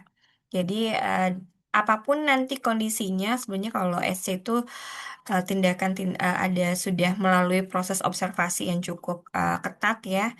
Kalaupun misalnya memang akhirnya ya takdirnya adik bayi memilih untuk operasi SC, maka kami akan rujuk ke rumah sakit tingkat lanjut ya. Kalau dengan dokter Afi umumnya akan dirujuk ke Pindad, tapi dengan dokter yang lain pun juga ada, itu bisa dirujuk ke terdekat di Hermina Pasteur. Dari Bunda Alfia, mudah-mudahan membantu ya, Bun, pertanyaannya. Selanjutnya ini tentang episiotomi. Ini kayaknya kalau episiotomi jadi momok banget ya untuk bunda-bunda yang mau bersalin ya. Kayaknya bayangannya dari satu cerita ke cerita yang lain kayaknya nggak habis-habis ya tentang episiotomi. Dengan Bunda Ivon, saya memiliki kekhawatiran ya jika nanti saat persalinan pervaginam dibutuhkan tindakan episiotomi, apakah sebelum tindakan dibius terlebih dahulu? Dan juga jika diperlukan tindakan jahit, apakah juga dibius terlebih dahulu? Soalnya saya pernah dengar ada ibu melahirkan tanpa dibius untuk tindakan episiotomi dan saat dijahit. Silakan Dokter Afi. Ya. Kalau misalnya untuk pembiusan, kalau sekarang sih sebenarnya asuhan sayang ibu yang kita terapkan itu em, melakukan pembiusan, baik sebelum kita lakukan episiotomi ataupun pada saat kita melakukan penjahitan. Jadi insya Allah akan dilakukan pembiusan lokal di daerah tempat kita akan melakukan episiotomi dan area yang akan dijahit. Ya, jadi biasanya dibius dengan menggunakan bius lokal Anestesinya biasanya menggunakan larutan lidokain yang disuntikkan ke daerah yang akan dilakukan episiotomi ataupun penjahitan. Hmm, tapi ada satu apa namanya ya, satu tips atau mungkin sebuah bayangan sebenarnya untuk bunda-bunda bahwa sebenarnya pada saat proses persalinan itu badan kita tuh sebenarnya sudah ada anestesi alaminya. Jadi pada saat bayi itu turun ke jalan lahir menekan saraf di tulang belakang itu otomatis sebenarnya rasa nyeri ibu tuh sudah berkurang. Ya. Kenapa kita bisa bilang seperti ini? Karena kalau misalnya robekan yang terjadi di jalan lahir itu terjadi di daerah lain ya di badan kita, saya robekannya yang sama lah ukurannya, atau dalam kondisi yang berbeda, bukan proses persalinan, itu pasti ibu tuh nggak akan kuat, itu pasti jerit-jerit banget, itu sakit sekali. Karena robekannya bisa jadi cukup puas. Tapi 100% ibu yang bersalin setelah bayi lahir itu pasti masih nanya, dok robek nggak sih? Dok robek nggak? Jadi nggak kerasa tuh robekan tuh nggak kerasa aslinya. Jadi walaupun bisa masih ada perasa sakit atau misalnya apa namanya karena robekan, sebenarnya itu tuh kayak udah di courting gitu, loh, udah ada diskonnya, diskon alaminya tuh udah ada. Gitu. Jadi proses pembiusan ini dia hanya memperkuat aja dari bius alami yang sudah terjadi dalam proses persalinan. Tapi kalau sekarang sih seharusnya dilakukan pembiusan sebelum kita menggunting episiotomi dan sebelum kita melakukan penjahitan. Gitu. Oke, Bunda Itu Irfan dibius dulu. mudah-mudahan Gak usah ini ya. takut. Nggak usah takut ya. Mengurangi khawatirnya ya. Ini Ya. pasti nih. Karena ini kayaknya ceritanya dari turun-temurun ya dok ya. Episiotomi ini ya. Dari satu cerita ke cerita yang lain bikin khawatir. Bikin takut Ya, tentunya. tapi memang ada keterbatasan ya saat kita melakukan Hmm. pembiusan lokal ini kita nggak bisa terlalu berlebihan juga Ya. melakukan pembiusannya karena bisa jadi ada efek samping juga. Misalnya Hmm. pembengkakan di area jahitan yang jadi terlalu banyak kalau misalnya kita menggunakan larutan bius yang terlalu banyak gitu. Jadi memang kita gunakan dosis minimal yang memungkinkan gitu. Jadi seminimal mungkin dosisnya ya sampai ibu cukup tidak merasa nyeri yang berlebihan itu karena kalau kelebihan makanya juga penyembuhan luka bisa jadi lebih lama karena ada bengkak di situ. Seperti itu ya, mudah-mudahan memberikan gambaran ya Bun ya. Ini juga salah satu list yang bisa nanti Bunda masukkan nih ke birth plan ya. Ketika misalnya ada intervensi medis seperti salah satunya episiotomi, Bunda udah mulai punya gambaran, oh nanti kalau di episiotomi itu saya akan dibius. Tapi biusnya bukan bius tertidur ya Bun ya, jadi bius lokal aja. Bunda masih bisa komunikasi, masih bisa mungkin merasakan ya. Jadi tetap diberikan bius dengan tadi kadarnya disesuaikan supaya tepat ya, tepat guna ya, jadi tidak terlalu berlebihan. Selanjutnya adalah dari Bunda Putri, izin bertanya dok, saya riwayat SC 7 tahun yang lalu untuk kehamilan, 7 tahun yang lalu ya di SC ya. Untuk kehamilan saya saat ini apakah kemungkinan harus SC kembali atau masih ada peluang untuk melahirkan normal dokter? Silakan dokter Afi. Oke, terima kasih pertanyaannya Bunda. Gini, kalau misalnya kita ada riwayat sesar sebelumnya dan untuk persalinan, untuk kehamilan selanjutnya kita menginginkan persalinan, mencoba persalinan per vaginam. Yang harus dipastikan pertama adalah mengetahui indikasi kita dilakukan sesar sebelumnya apa. Ya, misalnya, apakah ini indikasi absolut, istilahnya indikasi yang mau kapanpun tetap akan melekat pada tubuh kita. Misalnya, panggul sempit absolut gitu ya, yang memang eh, tidak, ya bayi dengan ukuran normal tidak bisa lahir, misalnya ya. Ini kan mau kehamilan keberapa pun itu akan tetap ada. Jadi kalau yang seperti ini bisa jadi kita akan tetap sesar lagi. Atau misalnya ada masalah di kesehatan pada ibu, misalnya ibu dengan penyakit jantung bawaan yang berat, misalnya ya yang tidak memungkinkan untuk persalinan pervaginam, atau misalnya kondisi kesehatan lain yang memang tidak memungkinkan dan tetap masih dialami kita pada saat ini. Jadi tidak berbeda dengan kondisi kehamilan sebelumnya. Berarti mungkin memang harus sesar lagi. Ya, tapi kalau misalnya indikasi sesarnya bukan indikasi absolut, maksudnya indikasi yang waktu kemarin mah kejadian, kalau sekarang sih belum tentu kejadian. Bisa jadi ada kemungkinan untuk dilakukan persalinan pervaginam pada kehamilan selanjutnya. Itu yang pertama. Jadi kita harus tahu dengan jelas dulu indikasinya apa. Yang kedua adalah em, jarak antara persalinan sesar sebelumnya dengan persalinan selanjutnya. Itu minimal banget, banget, banget, minimal sekali harus ada jarak 18 bulan sedikitnya. Atau kalau mau aman 2 tahun minimal dari sesar sebelumnya ke persalinan selanjutnya. Ya, gitu. Jadi jarak penting. Yang ketiga adalah mengetahui kondisi pada saat kita sesar sebelumnya. Misalnya gini, sayatan di rahim ya, bukan di perut ya. Sayatan di rahim, bukan di kulit perut. Sayatan di rahim pada saat operasi sesar dilakukan itu ada beberapa jenis. Yang aman yang relatif aman untuk dilakukan percobaan persalinan pervaginam setelahnya adalah bila sayatan itu dilakukan di segmen bawah rahim. Jadi dia melintang di segmen bawah rahim. Kenapa? Karena daerah segmen bawah rahim ini dia tidak akan meregang kuat pada saat terjadinya proses persalinan. Jadi dia akan lebih eh, memungkinkan terjadinya kontraksi rahim yang normal lah pada saat proses persalinan selanjutnya tanpa ada dengan risiko kecil terjadinya robekan rahim. Ya, tapi kalau misalnya ternyata karena satu dan lain hal pada saat operasi sesar sebelumnya dilakukan insisi atau sayatan rahimnya itu klasik, jadi dia membujur gitu ya, membujur dari arah atas rahim ke bawah rahim. Nah, ini adalah eh, kontraindikasi atau kita nggak bisa mencoba persalinan pervaginam pada pada persalinan selanjutnya. Kenapa? Karena kalau dia membujur, kemungkinan terjadinya robekan rahim di daerah bekas luka operasi itu sangat besar. Jadi kalau misalnya riwayat persalinan sebelumnya ada sayatan yang membujur, tidak dilakukan, sebaiknya tidak dilakukan gitu. Jadi penting banget sebenarnya kalau kita sesar, kita bertanya pada dokter kita, dok, sayatan saya yang di rahim melintang atau membujur.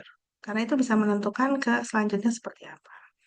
Kalau misalnya, aduh nggak ada infonya nih, saya nggak tahu ya gimana kemarin gitu ya, dan dokternya kayak susah, kita bisa aja sih mengakses, minta akses resume medis kita ke tempat rumah sakit tempat sesar kita sebelumnya. Karena biasanya itu ada di catatan laporan operasi, dokter pasti menulis sayatannya seperti apa. Ya, karena itu sangat penting. Jadi kalau misalnya melintang di segmen bawah rahim, insya Allah oke. Kalau membujur, sebaiknya tidak dicoba untuk pervaginam karena risiko robekan rahimnya besar. Selanjutnya juga yang harus dipertimbangkan adalah bila sesar dilakukan sebelum usia kehamilan eh, 32 minggu. Jadi misalnya ada ya, misalnya sesar, oh terpaksa sesar nih 28 minggu misalnya ya. Nah itu dilakukan sesar walaupun insisinya melintang, karena kalau sebelum 32 minggu segmen bawah rahim itu belum terbentuk, maka sayatan itu relatif akan dilakukan lebih tinggi di bagian atas rahim sehingga eh, bagian apa namanya risiko tadi terjadinya robekan pada saat kehamilan selanjutnya dan terjadi kontraksi itu juga besar. Jadi kalau misalnya sebelumnya Bunda pernah sesar di bawah usia kehamilan 32 minggu itu juga untuk selanjutnya walaupun sayatannya melintang tidak dianjurkan untuk eh, mencoba pervagina karena dikhawatirkan saat terjadi kontraksi terjadi robekan rahim gitu. Ya, jadi itu ada beberapa syarat yang harus dipertimbangkan. Dan kemudian pastinya adalah bagaimana kondisi kehamilan yang sekarang. Apakah ada masalah atau tidak? Kalau misalnya aman-aman aja, tidak ada komplikasi, kondisi janin baik, perlekatan plasenta pada posisi yang baik, dan syarat-syarat yang sebelumnya itu terpenuhi, bisa-bisa saja dilakukan percobaan persalinan pervagina.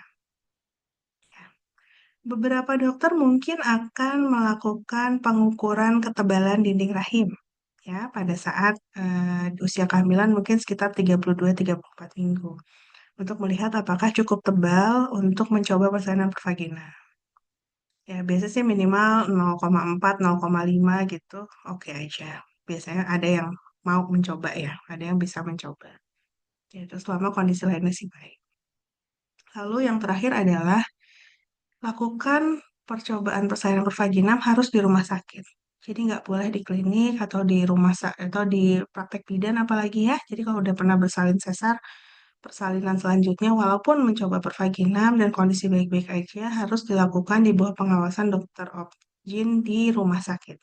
Kenapa? Karena pada saat ternyata pada saat pengawasan ditemukan ancaman robekan rahim, kita harus melakukan operasi sesar darurat. Itu dalam 30 menit, maksimal 1 jam udah harus lahir bayinya. Untuk menghindari risiko komplikasi pada ibu dan bayi. Gitu, Bun. Ya, jadi poin-poinnya coba ditelusuri dulu. Kalau misalnya memang memungkinkan, dikomunikasikan dengan dokter Bunda sekarang. Kira-kira apakah memungkinkan untuk melakukan vaginal birth after cesarean atau tolak trial of labor after cesarean. Ya, angka keberhasilannya cukup tinggi kok kalau Mhm. misalnya memang syaratnya terpenuhi. Oke. Ya, salah satunya Dokter Raffi ya. Raffi juga Nah, iya. Saya pernah pejuang VBS. PBAC. Jadi Bunda Putri sebelum memutuskan dan masih worry ya, ini overthinking ya, lebih baik mungkin kembali tadi melihat ya jam rekamnya di 7 tahun yang lalu. Apakah indikasi yang memang mengharuskan akhirnya Bunda Putri 7 tahun yang lalu harus SC ya. Mudah-mudahan nanti pada saat konsultasi dengan dokter ya di kemudian hari ini udah bisa membawa satu cerita gitu ya, konsultasi dok 7 tahun yang lalu saya SC karena ABCD, apakah memungkinkan untuk kehamilan pervaginam atau normal di kehamilan yang sekarang? Gitu ya, Bunda Putri ya. Oke, baik dokter, saya izin lanjut ke pertanyaan selanjutnya dari Bunda Ayang. Oke, izin bertanya dok, bagaimana cara mengatasi rasa takut menghadapi kontraksi? Aduh, gimana ya, rasa takut tuh pasti udah harus dijalani, Bun. Harus dilewati, insya Allah bisa kok ya semuanya, insya Allah terlewati. Kembali lagi nih, bagaimana cara mengatasi rasa takut menghadapi kontraksi dan jahitan saat melahirkan? Lalu teknik apa yang paling efektif untuk membantu ibu tetap tenang saat kontraksi? Silakan dokter. Ini tips-tipsnya nih dok. Untuk Bunda Ayang, kayaknya Bunda Ayang bentar lagi nih ya, kalau misalnya udah terbayang kontraksi nih ya, Mulai takut. udah tinggal nunggu gelombang cinta kayak nih untuk Bunda Ayang. Silakan dokter. Oke. Unpopular opinion kali ya. Kalau bisa saya bilang kontraksi kontraksi persalinan itu adalah anggap dia sebagai sahabat yang kita tunggu-tunggu. Kebayang nggak? Karena kontraksi persalinan ini dia punya karakteristik yang agak unik. Kenapa coba? Kalau nggak datang, ditungguin. So, pada nanya kan, gimana dong caranya induksi alami gitu ya? Gimana dong caranya biar cepet mulas ya kan? Pada nanya gitu kan kalau menjelang persalinan. Tapi pas kontraksinya datang, dok minta ILA, minta epidural. Nggak mau ngerasain kontraksi, ya kan? Gimana sih? Masa ini kan sebuah kontradiksi sebenarnya. Jadi mungkin yang harus kita ubah pertama supaya kita tenang ngadepin kontraksi adalah mengganti mindset kita dulu. Jadi betul-betul harus dipahami bahwa kontraksi persalinan itu harus terjadi supaya bayi kita bisa lahir dengan persalinan normal yang diharapkan ya, yang diharap. Karena kalau tanpa kontraksi, ya nggak bakal lahir tuh bayi. Ya, jadi kita harus punya mindset itu dulu. Jadi pada saat kontraksi itu datang, apa yang harus kita lakukan pertama? Senyum dan mengucap, Alhamdulillah ya Allah kontraksinya datang. Rahim saya kerjanya benar ya Allah, ya kan? Jadi harus seperti itu dulu mindset. Kita menyambut kontraksi itu dengan bahagia. Kenapa? Karena kontraksi persalinan itu datang berarti badan kita berfungsi dengan baik, rahim kita berfungsi dengan baik. Dia bisa menjalankan tugasnya untuk melahirkan. Kalau misalnya kita punya mindset kayak gitu, kita nggak bakal takut ngadepin kontraksi. Kita malah bakal kontraksi datang tuh kita tungguin. Mana lagi ya Allah, mana lagi yuk tambah mulusnya ya Allah biar cepat lahir. Jadi mindsetnya dulu Bunda harus dicoba, di diubah gitu. Jadi kita memeluk kontraksi itu. Kita syukuri kontraksi itu. Karena itu adalah tanda bahwa tubuh kita bekerja dengan baik. Dan persalinan ini insya Allah berlangsung dengan lancar. Karena tanpa kontraksi yang adekuat, kontraksi yang cukup, ya kagak bakal lahir bayinya. Jadi emang benar tiap kontraksi itu harus Alhamdulillah. Itu dulu. Ya, satu itu. Kalau tapi kan dok itu tuh kan sakit banget, ya kan, gitu ya. Takut nih gimana, nggak pernah ngerasainnya. Ya memang kontraksi persalinan itu adalah sensasi yang mungkin tidak akan pernah kita rasakan di saat yang lain. Sangat unik, sangat, ya memang luar biasa rasanya. Ya, tapi di dunia ini kita tuh selalu punya apa ya, momen-momen di mana kita harus merasakan sakit. sakit istilahnya. Kalau kita menganggap itu sebagai sebuah sakit, merasakan sakit untuk mendapatkan sesuatu, ya nggak sih? Kan peribahasanya juga namun teh no pain no gain gitu ya, No pain no gain ya. sejenis itu. Bersakit-sakit Ya, dahulu gitu ya no dok. pain no gain, Bersenang-senang. bersakit-sakit dulu bersenang-senang kemudian dan seperti itu. Maksudnya itu adalah kearifan yang turun temurun bahwa memang terkadang untuk mendapatkan sesuatu yang luar biasa kita harus berjuang. Ya, jadi mindset-mindset seperti itu yang mungkin harus kita tanamkan dulu ke diri kita. Supaya kita, kenapa? Kita bisa mensyukuri datangnya kontraksi dan memeluk kontraksi itu dengan lapang dada, ikhlas, dan dengan kesabaran yang luar biasa. Oke. Jadi jangan kayak kontraksi itu jangan dijadiin kayak jelangkung gitu loh. Dipanggil-panggil pas udah datang diusir-usir. Nah, jangan kayak gitu. Ya, kita anggap itu sebuah anugerah, sebuah nikmat bahwa badan kita berarti berjalan dengan baik gitu. Jangan takut gitu. Hadapi kontraksi itu dengan gagah berani karena ya itu membuktikan bahwa kita baik-baik aja. Ya, mungkin ini unpopular opinion ya. Saya bukan kontra sama Ila gitu enggak, karena memang ya itu mah salah satu pilihan yang kalau memang bisa membuat kita lebih nyaman, silahkan saja untuk dilakukan.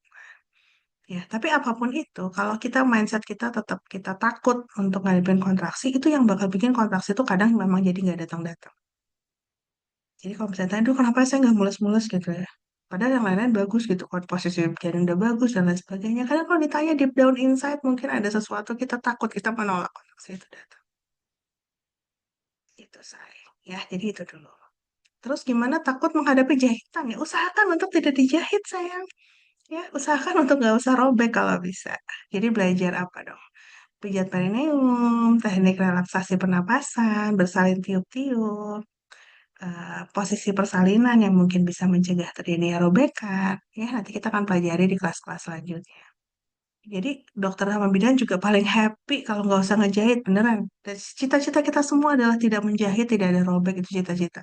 Pengen banget. Jadi pengennya tuh bayi lahir, alhamdulillah tidak ada robekan ya, Masya Allah. Udah senang banget bisa langsung bobo, nggak harus jahit. Ya, jadi senang banget tuh. Sama bidan juga nggak ada yang senang ngejahit, saya nggak ada yang senang, nggak ada yang senang gunting, nggak ada yang senang ngejahit. Serius nih, Mbak. Oke, jadi harus bawa happy dulu, belajar dulu.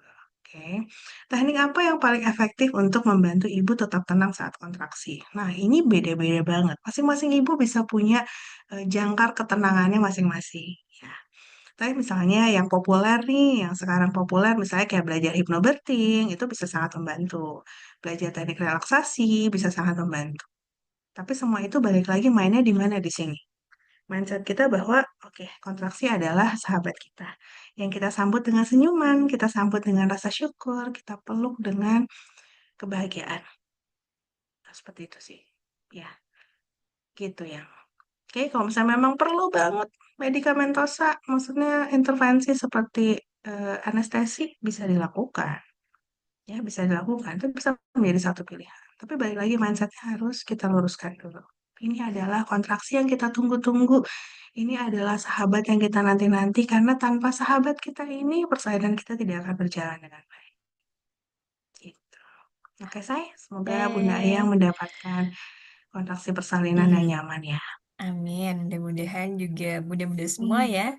Kayaknya kita sering bilangnya bukan kontraksi ya dok ya, gelombang cinta karena pertanda akan bertemu dengan adik bayi itu berarti semakin Makin cepat dekat. intensnya makin dekat bun. Jadi Iya. disyukuri aja ya insya Jadi Allah. kalau pas terasa minta mulus ya Allah minta mulus gitu ya tambahin mulusnya biar cepet lah.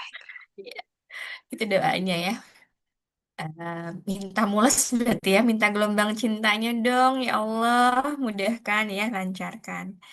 Lalu selanjutnya dengan Bunda Ismi Nafisa Nurrahmi, izin dokter ketika ibu hamil memilih percaya diri untuk melahirkan normal supervagina, maka apa aja yang harus dituju ini mungkin juga udah tadi ya sempat disinggung ya dok ya.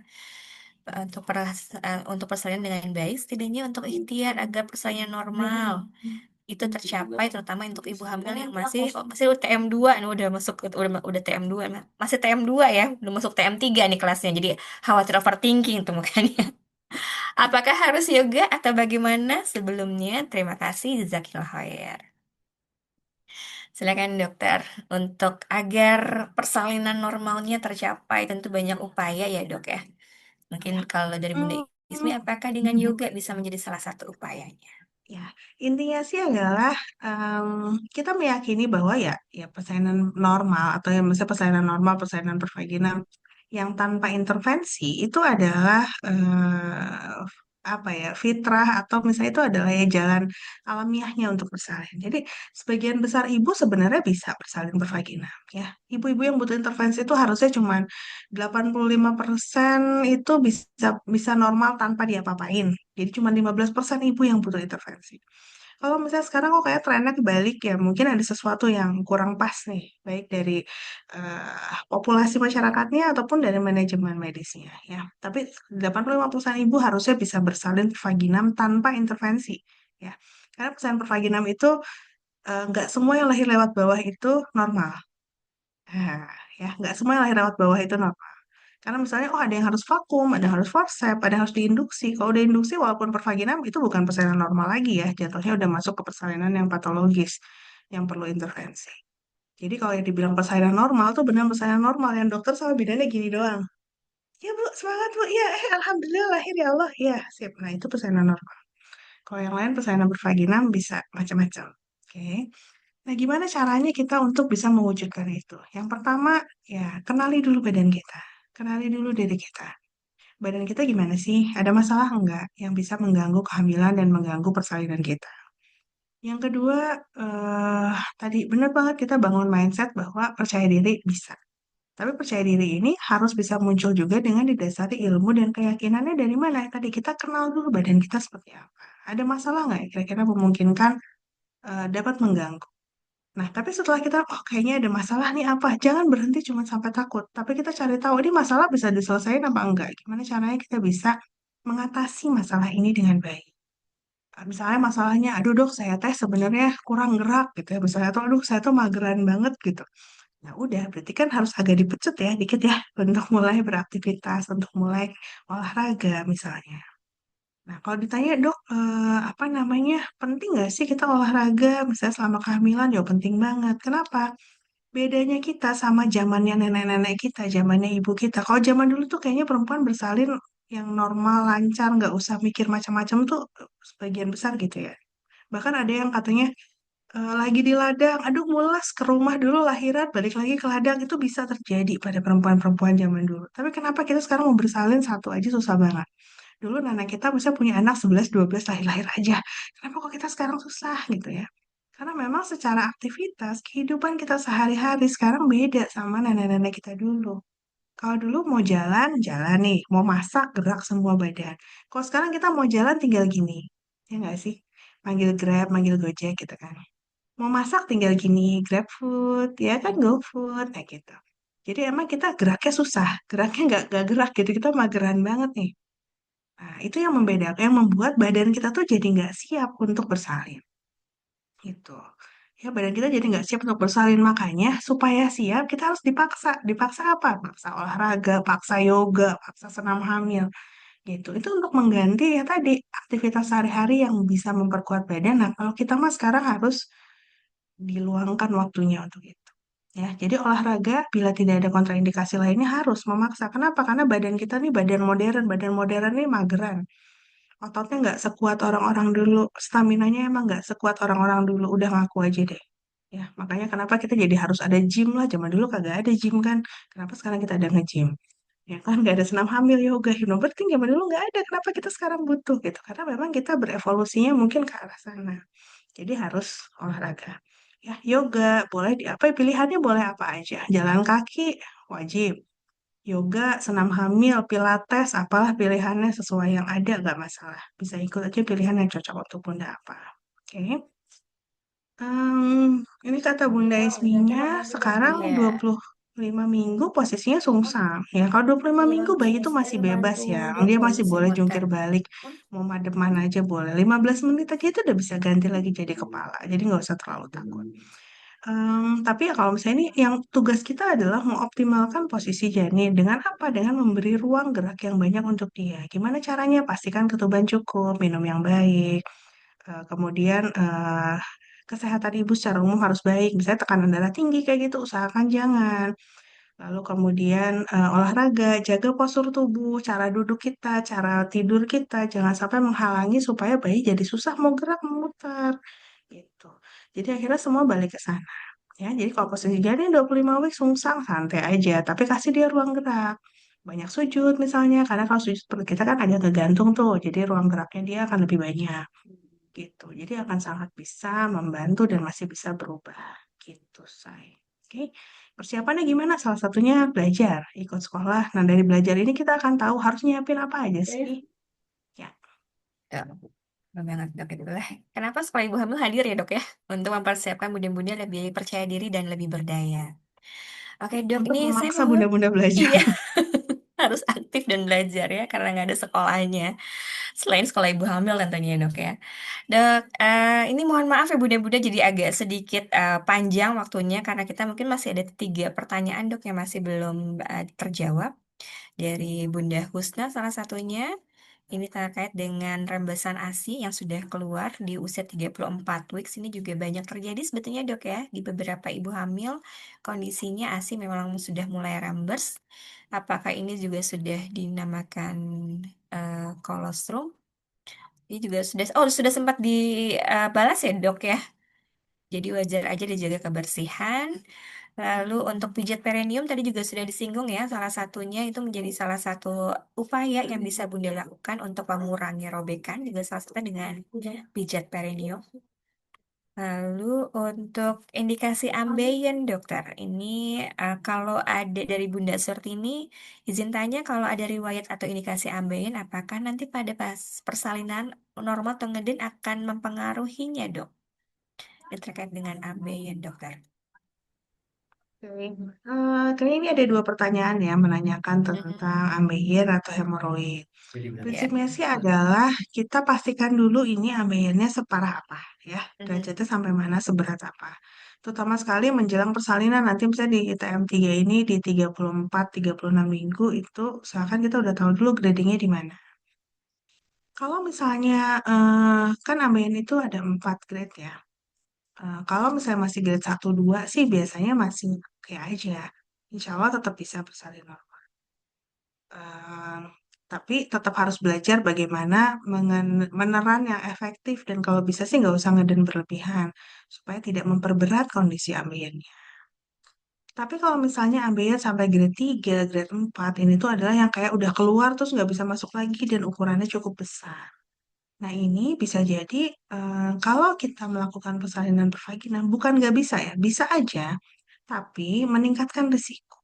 Risikonya risiko apa aja? Satu, risiko ambeiennya tambah berat. Yang kedua, risiko terjadinya perdarahan yang cukup banyak pada saat misalnya terjadi robekan di daerah perineum yang meluas sampai ke daerah anus. Atau bahkan mungkin perineumnya sih nggak robek, cuman karena tekanan ambeiennya ini yang ruptur, yang pecah. Nah, itu bisa terjadi kalau pada ambeien yang grade 3 atau grade 4. Makanya kadang kita harus menimbang dengan baik-baik mana risiko yang lebih kecil ya. Jadi mudorotnya lebih sedikit untuk Bunda. Jadi bisa dengan daripada memaksakan persalinan pervaginam, tapi nanti proses penyembuhannya bisa bermasalah. Karena kan kemampuan kita untuk buang air besar dengan nyaman itu akan sangat mempengaruhi juga pasca salin kita ya. Maksudnya kebayang nggak sih, masa udah harus repot-repot pasca persalinan, terus buang air besar juga nanti susah gitu ya, nggak ada masalah, sakit, ada berdarah, itu kan pasti tidak nyaman. Ya, dan apalagi ini bisa jadi akan jadi kayak di bawah seumur hidup gitu loh kalau misalnya ambeien jadi berat ya. Gitu. Jadi kalau misalnya kayak gini harus dipertimbangkan baik-baik sekali gimana cara kita supaya memilih risiko yang paling kecil dan harus dipikirkan jangka panjangnya aja, bukan cuma hari H persalinannya tapi setelahnya. Gitu. Jadi paling penting cari tahu dulu sekarang gradingnya grading berapa, kira-kira masih aman atau enggak, terus kemudian manfaat sama mudaratnya bagaimana untuk pilihan persalinannya. Nanti biasanya dokter kandungannya kalau misalnya memang dia, wah ini kayaknya agak berat nih ambeiannya, nanti mungkin bisa konsultasi dengan dokter bedah untuk apakah perlu dilakukan tindakan dulu gitu ya, atau bagaimana gitu sayang. Ya. Lalu kemudian ada bunda yang bertanya juga tentang kalau tensi tinggi gimana dok, bisa bersalin normal atau enggak? Sebenarnya sih tensi tinggi bukan, bahkan yang sampai preeklamsi gitu ya, yang tensinya tinggi banget gitu. Itu juga bukan kontraindikasi untuk bersalin normal. Jadi bisa aja tetap bersalin normal. Tapi biasanya kalau ibunya Iya, dengan tensi makanya tinggi dia banget, yang tuh paling penting kristalnya sih itu. harus diatur dulu tensinya. Jadi dikontrol dulu tensinya. Dan sebisa mungkin bersalinnya tidak mengejar. Ya, jadi dibantu ngedennya. Jadi lahirannya bisa per vaginam, tapi bukan normal istilahnya. Kenapa? Karena pakai alat bantu, apakah di vakum atau di forceps. Jadi ibunya nggak ngeden, yang bantu narik dokternya. Gitu. Kenapa? Karena kalau ngeden dikhawatirkan tekanan di dalam kepala ini meningkat, takutnya ada pembuluh darah yang pecah, jatuhnya stroke nanti. Gitu ya. Ya, jadi kalau misalnya tanya bisa bersalin per vaginam nggak? Bisa aja. Tapi ya syaratnya tensinya terkontrol, atau kalau tensinya dan proses persalinan ternyata tensinya masih tetap tinggi, berarti harus lakukan tindakan. Dibantu untuk tidak ada. Selanjutnya dok, terkait dengan HB. Jadi ini juga kalau udah TM3, memang HB ini jadi salah satu tolak ukur ya dok ya. Pasti dipisah juga. Beberapa bunda-bunda sering mengkhawatirkan tentang HB-nya. Itu angka idealnya untuk bersalin itu berapa dok? Untuk ibu hamil trimester ketiga, minimal HB itu 10,5 normalnya ya. Minimal 10,5. Jadi kalau di bawah 10,5 masuk ke anemia. Kalau di 10,5 masih boleh lah. Usahakan jangan di bawah 10. Walaupun ya misalnya kalau misalnya memang HB rendah pun, sebenarnya apakah boleh bersalin per vaginam kalau HB rendah? Boleh-boleh aja. Karena sebenarnya risiko di sesar itu perdarahannya pasti lebih banyak. Jadi Mhm. lebih deg-degan juga untuk persalinan sesar. Ya, tapi ya kita sebagai dokter atau bidannya harus siap-siap untuk kalau terjadi perdarahan pasca salin. Itu sih. Karena kalau risiko ibu dengan anemia kan kemungkinan terjadi perdarahan pasca salin lebih tinggi. Jadi pada saat kita mendampingi persalinan ibu dengan anemia, ya kitanya harus siap-siap. Oke, ini anemia nih, kemungkinan terjadi perdarahan pasca salin tinggi. Jadi harus nyiapin apa aja. Lebih ke kayak gitu. Baik. Oke, itu jadi pertanyaan terakhir ya dok ya di sesi kita kelas pada malam hari ini dari Bunda Surtini terkait dengan HB. Dan pertanyaannya mungkin masih banyak juga dari bunda-bunda yang belum sempat tersampaikan pada sesi malam hari ini. Bisa dilanjutkan nanti di grup ya, di grup trimester 3 silakan ditanyakan yang menjadi kekhawatiran bunda. Karena mungkin memang karena waktu ya, karena waktu juga yang terbatas juga, jadi tidak bisa banyak yang bisa dijawab ataupun juga bisa ditanyakan. Baik, sebelum menutup, jadi tadi seperti yang disinggung Dokter Afi dan salah satu uh, topik pada hari ini, Dokter Afi tadi banyak membahas tentang birth plan ya Bunda-Bunda. Jadi birth plan itu kalau definisi sederhananya seperti doa yang tersusun ya. Jadi ketika doanya tersusun, rapi, Bunda membayangkan dengan ayah tentunya ya ini diisinya idealnya berdua. Jadi ayah juga tahu apa yang menjadi keinginannya, ayah juga mencari tahu ya, udah tahu, mencari tahu lagi terkait dengan keinginan ataupun juga impian persalinannya itu dengan BTS. Dan di akhir bulan ini kita akan ada kelas tentang birth plan, penyusunannya seperti mini workshop ya. Di mini workshop ini nanti Bunda akan dibantu oleh tim dan juga insya Allah Dokter Afi akan berkenan juga untuk mengisi bagaimanakah mendampingi pengisian untuk birth plan-nya. Terkait dengan birth plan itu ada di tanggal 26 Juli. Saya izin share screen ya, Bunda-Bunda bisa menjadi juga notice nih ya di akhir bulan ya masih di tanggal 26 Juli kita ada kelas apa? Ada kelas untuk workshop untuk birth plan. Silakan untuk bunda-bunda yang saat ini sedang merencanakan persalinannya, masih bingung, aduh, mulai lagi dari mana ya? Mungkin bisa dimulai dari birth plan-nya dulu. Catat tanggalnya di tanggal 26 Juli, di hari Ahad atau hari Minggu. Untuk member kita ada harga khusus ya, di 35.000 investasi terbaik. Nanti yang akan didapatkan mulai dari rekaman. Jadi tadi juga ada e-book untuk pengisian, dibantu juga untuk mengisi. Jadi Bunda tidak akan blank banget ya, nggak akan ada sesi untuk tanya jawabnya. Selain birth plan, ada kelas untuk yoga juga. Nah, tadi juga sempat disinggung ya, bagaimanakah persiapan salah satunya untuk mempersiapkan persalinan. Asumsinya ya persalinan itu adalah satu finish line yang perlu effort yang besar ya, perlu effort yang besar. Ibarat lari maraton udah tinggal tinggal sejengkal lagi mungkinnya beberapa waktu lagi sehingga memang perlu usahanya. Usahanya salah satunya dengan yoga ya, dengan yoga selain untuk mempersiapkan persalinan apapun nanti takdir persalinannya ya, apakah membuka pintu darurat atau menggunakan pintu bawah, tetap keduanya membutuhkan eh, usaha yang luar biasa. Salah satu usahanya bisa Bunda lakukan dengan prenatal yoga. Ini insya Allah akan diselenggarakan tanggal 19 Juli nanti secara online dengan Bidan Ramadhani.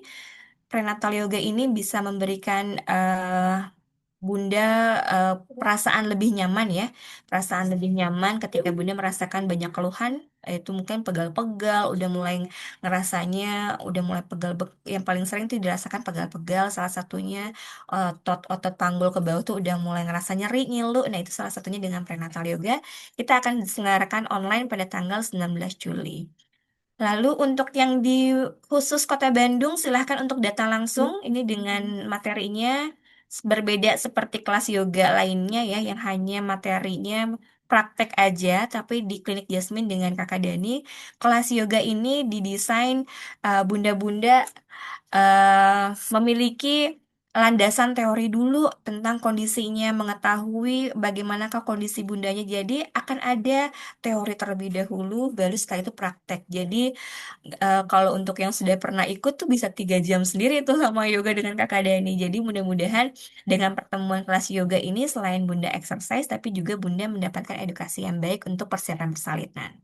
Dan untuk yang mau juga merapat ya untuk di kelas newborn karena fase untuk pasca salin itu atau setelah melahirkan bunda-bunda setidaknya mengalami 3 fase sekaligus ya. Ada fase newborn ngurus bayi baru lahir, ada fase nifas ya ketika tubuh sudah mulai udah selesai untuk pasca untuk bersalin maka ada nifasnya nih, nifasnya kembali tubuh eh, berusaha lebih effortnya lebih besar lagi untuk nifasnya.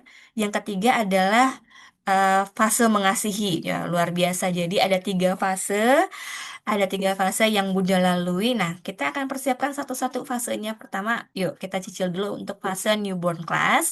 Itu diselenggarakan di tanggal 18 atau tanggal 19 atau tanggal 25 atau tanggal 26. Jadi 4 pilihan tanggal ini bisa Bunda dan Ayah menjadikan rekomendasi untuk kelas newbornnya. Oke, itu aja mungkin ya informasi sebelum saya menutup kegiatan pada malam hari ini. Dan terima kasih untuk bunda-bunda yang bertahan sampai dengan akhir untuk pembelajarannya hari ini. Mudah-mudahan bisa Allah catatkan, Tuhan Yang Maha Esa catatkan sebagai salah satu ikhtiar bunda untuk mempersiapkan persalinan dan mempersiapkan generasi terbaiknya. Dan saya kembali mengundang Dokter Afini, Dok. Silahkan untuk memberikan closing statement untuk bunda-bunda yang hebat yang sudah berkumpul pada sampai dengan akhir acara hari ini. Silahkan Dokter Afi. Oke, closing statementnya apa ya? Ya selamat menunggu hari-hari persalinannya dengan bahagia. Persiapkan sebaik-baiknya yang bisa Bunda persiapkan dan eh sabar nunggu hari-harinya. Ikhlas aja, apapun nanti skenario terindah yang Allah siapkan untuk Bunda. Percaya bahwa itu adalah jalan yang terbaik. Jadi, saya sangat percaya Bayu itu sudah ditakdirkannya lahir kapan, di mana, sama siapa, itu udah ada jodohnya masing-masing. Ya, jadi kita harus berencana, ya, tapi Allah akan memberikan rencana terbaiknya. Jadi nggak usah takut, nggak usah khawatir kalau jodoh nggak kemana. Tapi yang namanya jodoh ya coba aja ikhtiar dikejar dulu. Ya, supaya nggak penasaran gitu. Oke, semoga dimudahkan untuk menuntut ilmu, dilancarkan doa-doanya, dan insya Allah mendapatkan hasil terbaik sesuai dengan takdir terbaik Allah untuk Bunda. Jadi kita sekarang istilahnya sedang menjemput takdir terbaiknya aja. Ya, semangat sayang Insya ya. Allah. Nyes ya langsung ya bunda-bunda semua yang tadinya mudah-mudahan yang tadinya udah mulai overthinking tentang pembayaran persalinannya, mudah-mudahan dengan pertemuan pada malam hari ini dengan Dokter Afi bisa meringankan sedikit overthinkingnya bun ya. Area rahim itu area Tuhan ya. Mudah-mudahan kembali kita panjatkan doa, apapun doa terbaiknya ya eh, yang bunda yang bunda harapkan dengan ayah, mudah-mudahan Allah ijabah sebagai takdir terbaiknya. Baik bunda-bunda semua, terima kasih untuk waktunya pada malam hari ini. Silahkan sebelum kita tutup ya untuk membuka kameranya, kita akan absen ya, absen terlebih dahulu oleh tim admin. Dan yang bagi yang belum absen juga sama, boleh di link absennya diisi ya, link absennya. Halo Kakak Dani. Nah, ini doula kita ya, salah satu doula di Klinik Jasmine ada Kakak Dani. Terima kasih. Lalu Halo, mudah-mudahan Naga. Alhamdulillah. Maaf baru gabung. Iya, terima kasih. Oh, ada ayah juga malam hari ini. Ayah hebat ya, sama Bunda Alfia, Masya Allah. Silakan dihitung, saya hitung ya. Untuk slide pertama, satu, dua, tiga. Oke. Dan slide selanjutnya ada satu, dua, tiga. Oke, terima kasih.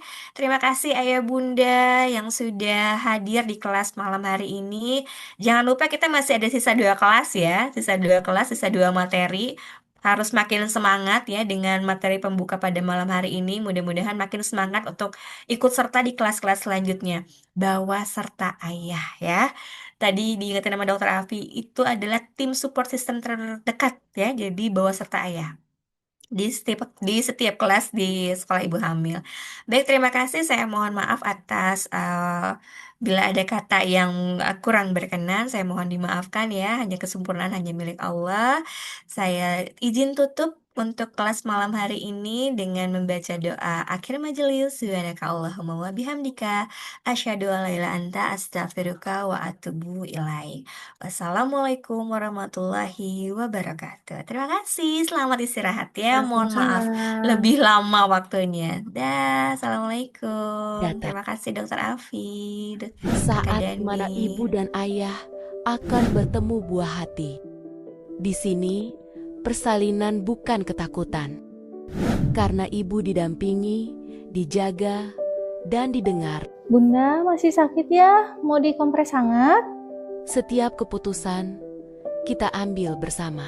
Setiap detak dipantau dengan teliti, karena setiap detik kami di sini. Alhamdulillah, bayinya sudah lahir ya, laki-laki. Alhamdulillah, makasih ya Bunda ya. Alhamdulillah Bunda, selamat ya udah bersalin, semoga cepat pulih. Ayah sekarang udah boleh ngadanin, mangga silakan kalau mau ngadanin ya. Allahu Akbar, Allahu Akbar. Kami beri waktu untuk bonding pertama. Inilah persalinan yang seharusnya setiap ibu dapatkan. Aman secara medis, lembut secara hati, sakral di mata Allah. Sinabat, saatnya menyambut buah hati dengan tenang.